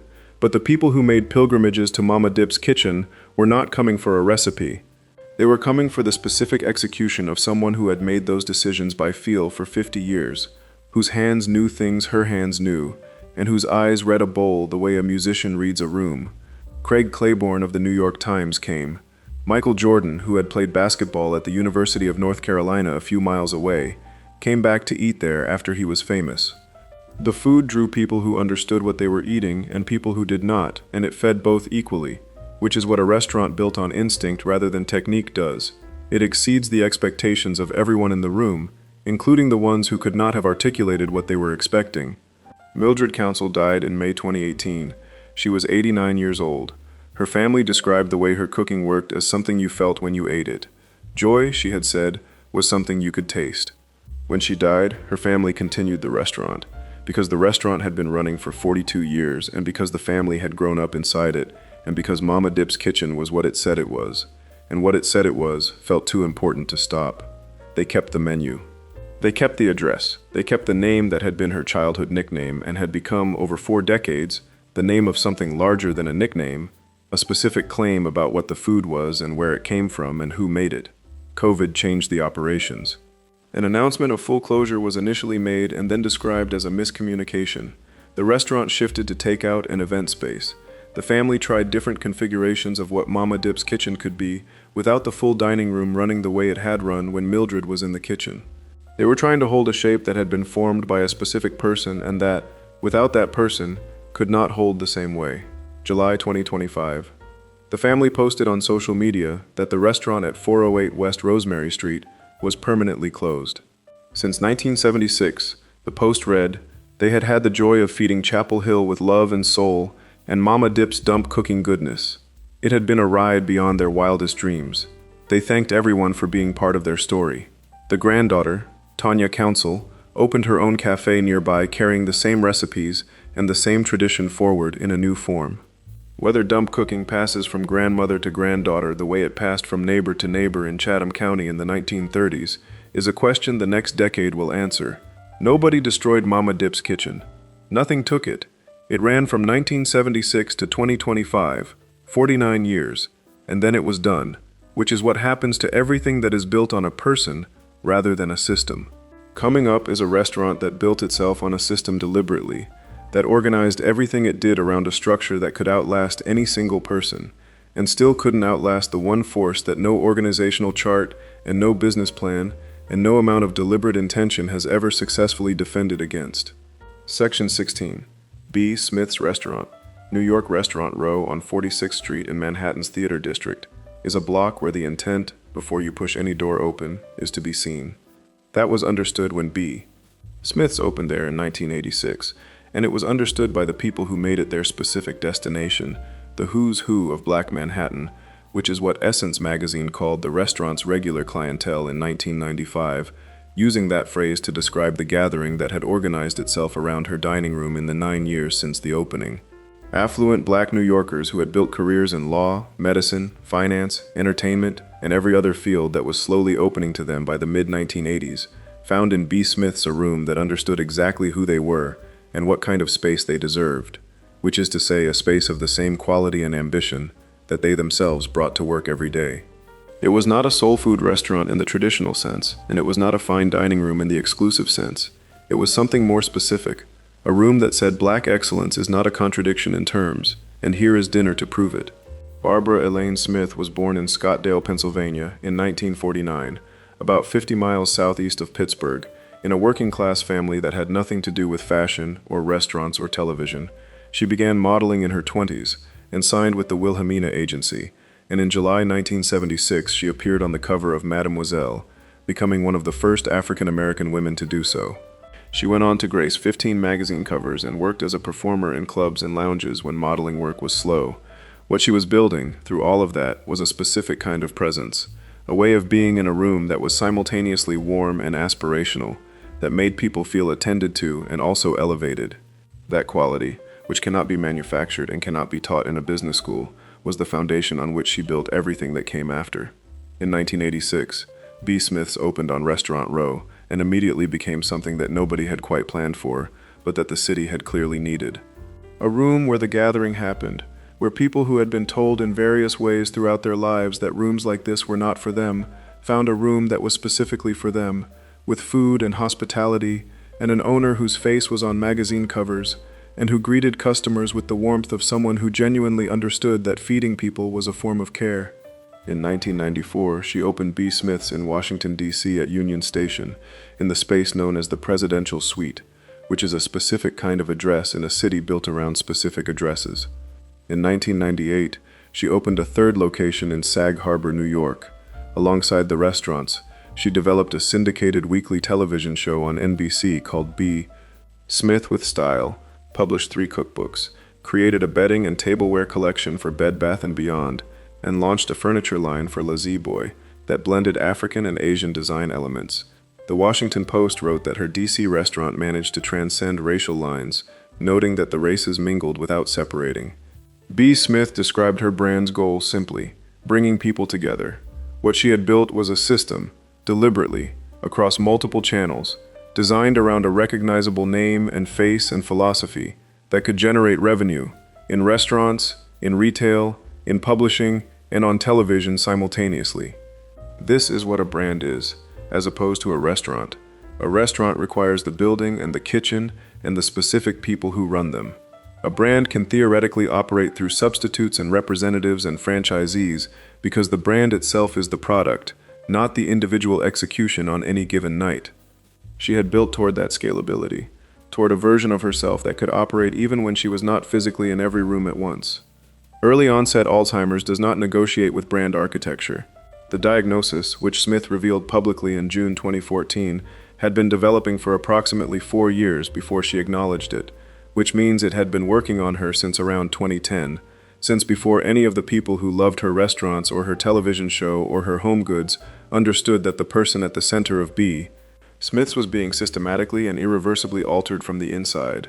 Alzheimer's is the disease that takes you while you are present, that removes the specific quality of recognition and awareness and personality that made you who you are, and leaves behind a person who looks like you and whose face carries the same history yours carries, but who can no longer access what was most essentially yours. For a brand built on a specific person's warmth and authority and way of being in a room, there is no organizational chart that compensates for the loss of those things. The DC location closed around 2013. The Manhattan location, the original, the one on Restaurant Row where the gathering had been happening since 1986, closed in 2015. Smith closed it herself, aware of what was happening, aware that she could no longer be what the room needed her to be. That same year, she testified before a United States Senate committee on the need for more Alzheimer's research and more awareness in the African American community, which she had identified as particularly underserved by existing information and advocacy around the disease. She and her husband, Dan Gasby, co-authored a book called Before I Forget, which documented their experience of navigating her illness together. In the fall of 2014, she had boarded a bus in Manhattan and gone missing for 18 hours, walking through brutal weather with blisters forming on her feet, before being found at a restaurant on East 33rd Street. She kept going after that, kept advocating, kept using what presence she had left to point toward what the disease was doing to communities that needed to understand it. Barbara Smith died on February 22, 2020, at her home on Long Island. She was 70 years old. The restaurants that bore her name and her face, and her specific understanding of what a room should offer, had already been gone for 5 years by the time she died, which means she lived long enough to know they were closed and to understand what that meant, which may be the cruelest detail in a story that already had more than its share of them. A brand can survive a founder's departure. Nothing survives the founder's departure while the founder is still there to watch it. Before we move on, if you're enjoying this analysis, please consider subscribing. It helps the channel tremendously. B. Smith built something that was supposed to outlast any single person, and it didn't. Coming up is a restaurant that never intended to outlast anything, that opened purely to feed people who had no other option, and in doing so accidentally created the thing that is hardest to replace when it's gone, a room that knew your name before you walked through the door. Section 17, the Dewdrop Inn, New Orleans refreshments sold to construction workers is where it started. Not a vision, not a plan, not an intention to build anything lasting. Frank Pena was a barber from Plaquemines Parish who had opened a barber shop at 2836 LaSalle Street in Central City, New Orleans, in the late 1930s.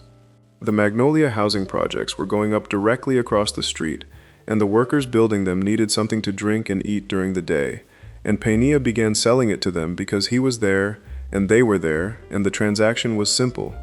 His brother Paul opened a 24-hour restaurant next to the shop. Pena bought adjacent properties over time, building out the block into something that eventually included a hotel, a restaurant, the barber shop, and a music lounge he added in 1945. He named all of it the Dewdrop Inn, which is exactly the kind of name you give something when you do not yet understand what it is going to become. Frank Pena, born 1907 in Plaquemines Parish, was the kind of man who solved problems directly.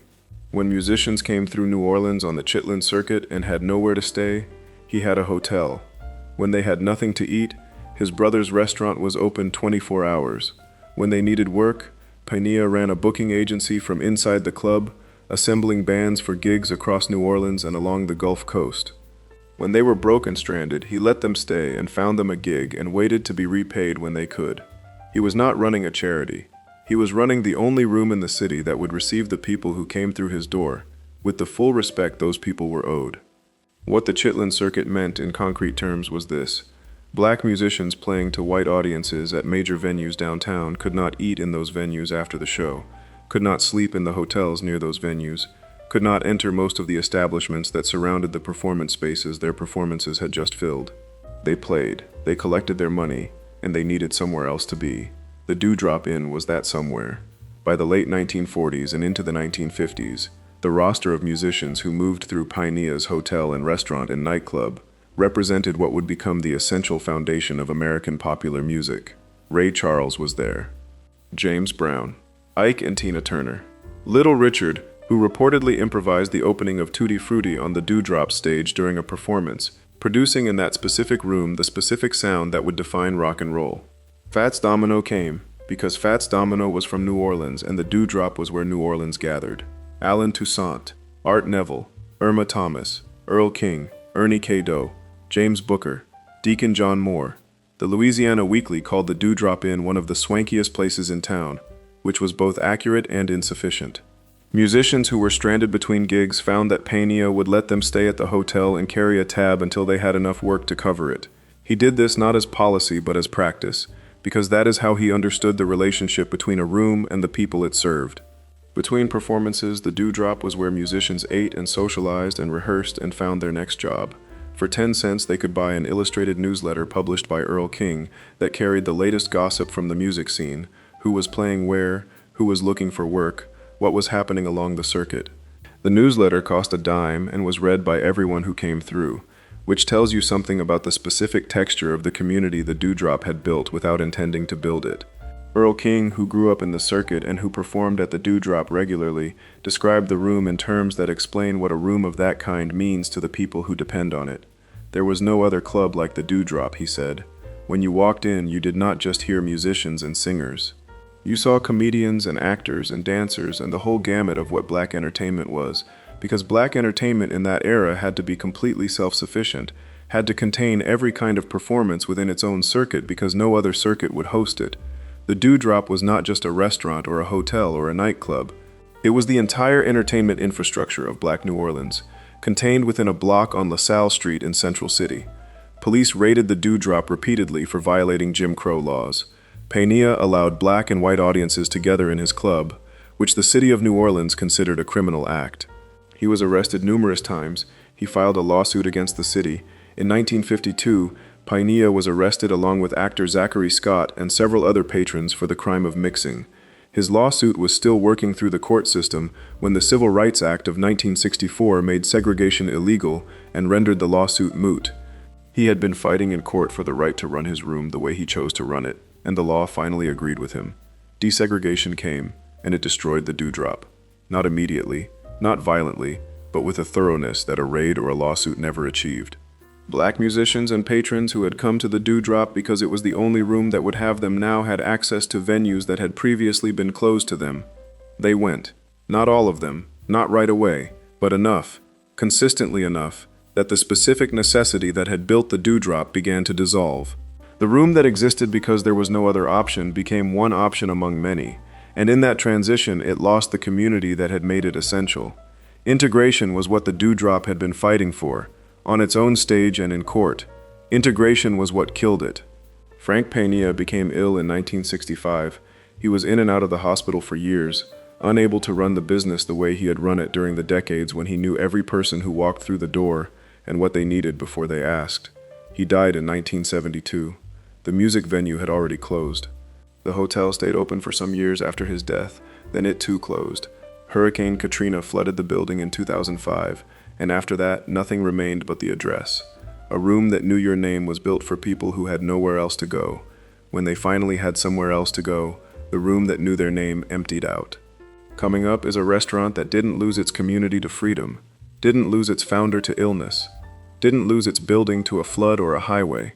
It lost the one argument every restaurant on this list ultimately has to make, that the food inside its walls was worth more than the land beneath them. Section 18. Copeland's Restaurant, Harlem Gospel Brunch at 1 in the afternoon on a Sunday. with fried chicken coming out of the kitchen the way it had been coming out of that kitchen for decades, and the dining room full for the last time, and a regular named Gloria Jackson sitting in her chair saying what needed to be said. "You feel like a celebrity when you come here," she told a reporter. "They always cater to your every need." She had come on the last day the same way she had come on every other day, because the food at Copeland's at 547 West 145th Street in Harlem's Hamilton Heights was the same on July 29, 2007 as it had ever been, and the service was the same, and the room was the same. What was different was that it was the last day, and what was different about the last day was not anything Calvin Copeland had done or failed to do. It was what had happened to the neighborhood around him, which he described, when a reporter asked, as a tornado. "The transformation," he said, "snuck up on me like a tornado." Calvin Copeland started Copeland's in 1958, not as a restaurant but as a catering service, one of the first in Harlem, operating out of a modest storefront on Broadway north of 148th Street, with $850 in savings and one employee. Her name was Gertrude Clark, a white woman who had grown up on a farm in upstate New York and who had never eaten collard greens in her life before she started working for Copeland, and found herself making fried chicken and sous meat alongside a black man who baked and decorated cakes, because that was what the catering business needed from him at the time. 49 years later, she was still working for him, now the banquet manager, one of the human facts that the restaurant had accumulated across its run that no business plan creates and no financial document captures. She was still there on the last day. West 145th Street in Hamilton Heights ran through a part of Harlem that grew with Latino immigrants in the decades after Copeland arrived, a different demographic than Central Harlem around Sylvia's on Lenox Avenue, but the same fundamental need, a room that would feed you well, treat you with dignity, and charge you a price that a working family could manage. A family of 4 could have dinner in Copeland's dining room, including beverages, for $50 to $100, with portions generous enough that nobody left hungry. The cornbread was worth the visit on its own. The chitterlings were served with a glass of champagne, because Calvin Copeland had the idea to bring fine dining to Harlem with tablecloths and jacketed waiters and a maitre d', while keeping the food accessible to the community. Upscale service, soul food menu, Harlem prices. That was the specific combination he had decided on, and he held to it. By the time the full restaurant opened on 145th Street in the early 1980s, Copeland had 3 enterprises running side by side. The restaurant, the cafeteria called Reliables, that served the same food at half the price from steam tables staffed by white uniformed women with hairnets, and the original catering business that had started everything in 1958. 57 people worked for him across the 3 operations. Sammy Davis Jr. came to eat. Michael Jackson came. There were only 2 names people mentioned when they talked about soul food in Harlem, Sylvia's and Copeland's. When Sylvia Woods on Lenox Avenue was overwhelmed with bus tours of European visitors and couldn't seat them all, she would call Calvin Copeland and ask if he could take 20 or 30 people, and he would say, "Send them on up." That was the relationship, and the relationship says something about what both restaurants were. Institutions holding a neighborhood's identity in their dining rooms, doing it together without rivalry because the community was large enough to need both of them. What Copeland survived before gentrification is the actual record of what surviving looks like in Harlem. The 1964 riots burned and looted stores on the surrounding blocks. Copeland's did not close. The crack cocaine epidemic of the 1980s tore families apart across Hamilton Heights the way it tore families apart across every black neighborhood in every American city that the decade reached. Copeland's did not close. The AIDS crisis. Brownstones for sale for $50,000 and few outsiders willing to move in. Fire, which took the original restaurant space in 1982, 1 year after he had opened it, and which he rebuilt from. Financial ruin, more than once, which he survived more than once. Each time, he picked up the pieces and kept going. Each time, the neighborhood needed what he was serving and showed up to receive it. Gentrification did not arrive with an announcement or a court order or a demolition crew. It arrived the way a tornado arrives, not as a single event, but as a pressure system that builds over time and then moves through faster than anyone is prepared for. The black families who had patronized Copeland's for decades moved to the suburbs or were priced out of their apartments and left Hamilton Heights for neighborhoods further north or in the other boroughs. New residents arrived, mostly white, mostly younger, mostly with different ideas about what they wanted to eat when they went out. Calvin Copeland described what followed with the precision of a man who had been watching it happen from behind his own counter. The people who took their place, he said, don't like or don't care for the food he cooked. A year before the final closing, Copeland fell behind on rent and bills. He invested more than $250,000 of his personal savings trying to hold on. In May 2007, he accepted that it was over. He was 82 years old. He had started with $850 and built 3 businesses, employing 57 people, and had outlasted riots and fire and epidemic and financial ruin. He could not outlast a neighborhood that no longer wanted what he was cooking. Nobody burned him out. Nobody bought the building. Nobody sent in inspectors. The food was the same food. The room was the same room. The neighborhood had simply decided it was worth more than what was inside it. Before we move on, if you're enjoying this analysis, please consider subscribing. It helps the channel tremendously. Copeland said the transformation snuck up on him like a tornado. Coming Up is a restaurant that saw the tornado coming decades in advance, that built itself specifically to outlast it, and still didn't make it, not because the plan failed, but because the force that arrived was larger than any plan could contain. Section 19, Big Mike's Ghetto Drive-In.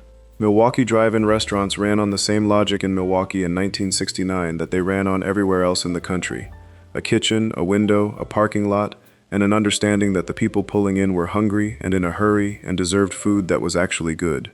Mike Whatley understood all of that when he opened Big Mike's Ghetto Drive-In on the north side of Milwaukee, in the specific black neighborhood that the city had been systematically disinvesting from for 2 decades. He was not building out of ignorance of what he was walking into. He was a social activist, a close associate of comedian and civil rights organizer Dick Gregory, and a man who had spent years thinking about what economic self-determination actually looked like in practice for black communities in American cities. He opened Big Mike's knowing exactly what forces were arranged against it. That knowledge did not protect him. Mike Whatley was not a naive entrepreneur. Dick Gregory in the 1960s was not merely performing comedy. He was channeling the language of the civil rights movement into economic critique, writing and speaking about hunger and poverty, and the specific ways that American economic structures excluded black Americans from the wealth-building mechanisms that white Americans used as a matter of course. Whatley absorbed that analysis and translated it into a specific act, a black-owned restaurant in a black neighborhood, named after the neighborhood it served, using a word the neighborhood's own residents used for itself. The Ghetto Drive-In was the name he chose, not as a concession or an apology, but as a claim. This is where we are. This is what we built. The restaurant he opened was a statement as much as a business. Big Mike's Ghetto Drive-In served the North Side during a period when the North Side's economic position in Milwaukee was defined by what it could not access. Federal housing policy had redlined the neighborhood for decades, preventing the wealth accumulation through homeownership that white Milwaukee neighborhoods were building generation by generation. The 1968 assassination of Martin Luther King Jr. and the uprisings that followed had made visible, in burned blocks and broken windows, the consequence of those decades of exclusion. In response, and with varying degrees of sincerity, cities and corporations across the country began talking about black capitalism, the idea that black entrepreneurship in black neighborhoods could create the economic infrastructure the communities needed. Milwaukee's North Side had this conversation. Whatley was part of it. Big Mike's was his contribution to it. His meat supplier capped his credit at $100. That is the specific number on record, $100, which was the amount of credit the supplier extended to a black restaurant owner in Milwaukee in the late 1960s, while extending $3,000 to $4,000 in credit to white customers for the same product. A restaurant that can spend $100 on meat per credit cycle is buying at a different price point than a restaurant spending $3,000. Higher volume means lower per unit cost. Lower credit means lower volume means higher per unit cost. The math is not complicated. The gap it creates between what a black restaurant can charge and what a competitor can charge is not something any amount of community commitment or activist intention or good food can close, because it is not a gap in quality. It is a gap built into the supply chain itself, visible only in the books, felt everywhere in the menu. McDonald's arrived on the corner. Whatley identified the competition as a white-owned corporation, which is a reasonable shorthand for describing the McDonald's corporate system, a corporation owned by Ray Kroc, operating under a franchise model that drew its power from the scale of its national supply chain and its enormous credit lines, with suppliers who charged it nothing close to what they charged a small black drive-in on the North Side. What Whatley did not know, or had not yet learned, was that the specific McDonald's franchise on that corner in Milwaukee was owned by 2 black men, one of them Wayne Embry, who had just finished his playing career as a center for the Milwaukee Bucks and was transitioning into business. Embry would go on to become the first African American general manager in professional sports history. His McDonald's venture in Milwaukee was quite successful. The specific irony this creates is worth sitting with. Whatley lost to black men. The McDonald's that competed with Big Mike's Ghetto Drive-In and drew the customers away was not a white-owned business in the way he described it. It was black-owned, operated by people who, like Whatley, were investing in their community's economic future. What separated their outcomes was not their commitment, or their race, or even their business acumen. What separated them was that Embry and his partner operated within the McDonald's system, which meant they operated with McDonald's credit lines, McDonald's supply chain pricing, McDonald's advertising budget, and McDonald's brand recognition. Their meat supplier did not cap them at $100. The system that had excluded black people from its wealth for generations had, selectively and strategically, opened a door for black franchise owners to operate within its structure, which was not the same as changing the structure. Whatley's plan was exactly right for the problem he thought he was solving. Build a black-owned restaurant in a black neighborhood, name it after that neighborhood, serve that neighborhood, keep the money circulating inside the community. That plan works if the economic infrastructure underneath it is not tilted so severely against you that you cannot buy ingredients at a price that lets you compete. The plan does not work when your meat supplier charges you the price that comes with $100 in credit, while your competitor across the street has access to everything the McDonald's Corporation can deliver. That gap is not a business failure. It is a structural condition, and it arrived in 1969 as large and impersonal as any weather system that has ever hit any city. Dick Gregory understood that kind of force. Mike Whatley understood it. Understanding it did not make Big Mike's Ghetto Drive-In immune to it. The drive-in closed. The corner where it operated became part of the North Side that the following decade would further hollow out through disinvestment and the crack epidemic, and the same chain of policies that had been building toward that outcome since the redlining maps were drawn. He named it after the neighborhood it served. The neighborhood was not enough. Coming up is the last restaurant on this list, and it is the one that holds all the others inside it, the one that takes everything this video has been circling and puts it on a single table in a single room, and asks you to sit down. Section 20. Dooky Chase's Restaurant. New Orleans gumbo was on the table when they changed the course of America. Not a metaphor for gumbo, not the idea of a shared meal, but actual Creole gumbo in an actual bowl on an actual table at 2301 Orleans Avenue in the Treme neighborhood of New Orleans, while the people sitting around it planned the legal strategy and the street-level organizing and the specific sequencing of actions that would dismantle the legal architecture of segregation in the American South. Leah Chase said it herself. In the plain, declarative way she said everything. They changed the course of America in that restaurant over bowls of gumbo and fried chicken. She was not speaking figuratively. She was describing what happened on specific days, in specific rooms that she had built with her own hands, into a space that the movement needed, and that nowhere else in New Orleans could have provided. A sandwich shop and lottery ticket outlet on Claiborne Avenue is where it started in 1939. When Emile and Dooky Chase Sr. opened a small street corner operation in the Treme. They moved to Orleans Avenue 2 years later. On Friday nights, the restaurant cashed checks for Mississippi River workers who needed to support their families and had no bank that would receive them. That is the origin of Dooky Chase's, not an aspiration toward fine dining or civic legacy, but a simple response to what the neighborhood needed at the end of a work week, from people who had the cash on hand to provide it. Edgar Chase Jr., born in 1927, grew up in that world and by his mid-teens was leading a 16-piece jazz band that played the bebop of Dizzy Gillespie and Charlie Parker, and was described as one of the most progressive in the South. In 1946, he married Leah Lang, who was then working as a waitress in the French Quarter, and who had a completely clear idea of what she wanted the restaurant to become. Leah Chase transformed the bar room and sandwich counter into fine dining. She did this deliberately, over years, with a specific vision of what it should mean for a black family in New Orleans to have a room that served them the way the French Quarter restaurants served the people who went there. She introduced table service. She introduced white tablecloths. She introduced a menu of Creole cooking, executed with the precision and care of a professional kitchen that understood it was competing not for survival but for dignity. Dooky Chase's became the first fine dining restaurant for black patrons in New Orleans, which in the context of a city built around food and restaurants and the specific pleasures of a good table, means something very specific. Before Leah Chase, there was no room in New Orleans that would receive you at dinner the way you deserved to be received. Jim Crow New Orleans was a city of visible abundance for the people the law favored and careful navigation for everyone else. Black New Orleanians knew which doors to enter, which counters to approach, which restaurants to avoid entirely. Dooky Chases existed in that landscape as an answer, a room where the calculation was unnecessary, where the question of whether you were welcome had been settled in advance and settled in your favor, where the person behind the kitchen door had made the food with a full understanding of who was going to eat it and what it needed to say to them when it arrived at the table. What it needed to say was, "You belong here." Leah Chase spent 80 years saying that with food. Civil rights workers understood what the room offered. Martin Luther King Jr. came. Thurgood Marshall came. James Baldwin came. Ray Charles came. The core organizers who were planning the desegregation of New Orleans sat at those tables. The NOC held strategy sessions in the upstairs dining room.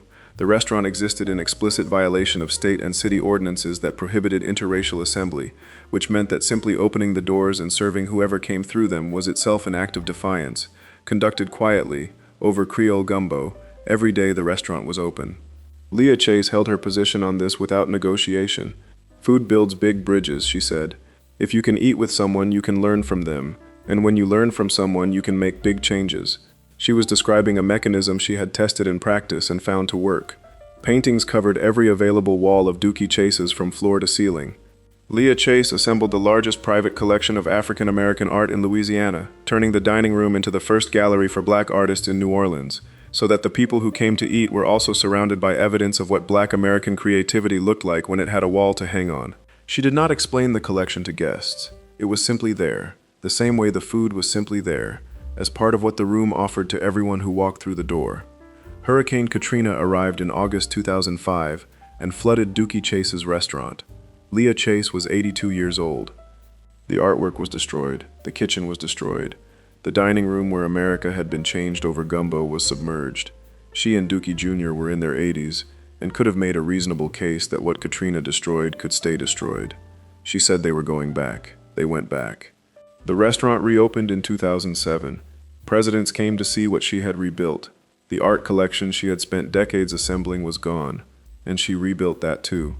Barack Obama, when he visited, put hot sauce in his gumbo before tasting it. She scolded him. He was the President of the United States. She was not concerned. Dooky Chase Jr. died in 2015. Leah Chase died on June 1, 2019, at the age of 96. The restaurant at 2301 Orleans Avenue continues under family management, its walls rehung with paintings, its kitchen still producing the Creole gumbo that sat on the table while the future was being decided. What is gone is what was always going to be impossible to preserve indefinitely, the specific presence of the woman who understood that a dining room is not just a room where food is served, but a room where people are seen, and who held that understanding in her hands every day for 8 decades without losing her grip on it. Looking across all 20 restaurants in this video, from Pascal's in Atlanta to Big Mike's Ghetto Drive-In in Milwaukee, from the Busy Bee Cafe in Greenwood to the Oyster House on Claiborne Avenue, from Leola King's barbecue smoke drifting across the Fillmore to the Gospel Brunch on 145th Street, the thing each of them was doing was the same thing. Creating a room that knew who you were before you walked in, a room that said the table is set, the food is ready, and you do not have to calculate anything to sit down. Your family did not call it history when they went. They called it Sunday. They called it after church. They called it where we always go. They went because the room was there, and the room was there because someone built it for them, at whatever cost that building required, in the specific knowledge that if they did not build it, nobody else would. If you enjoyed this video, make sure to subscribe. Thanks for watching, and I'll see you in the next one.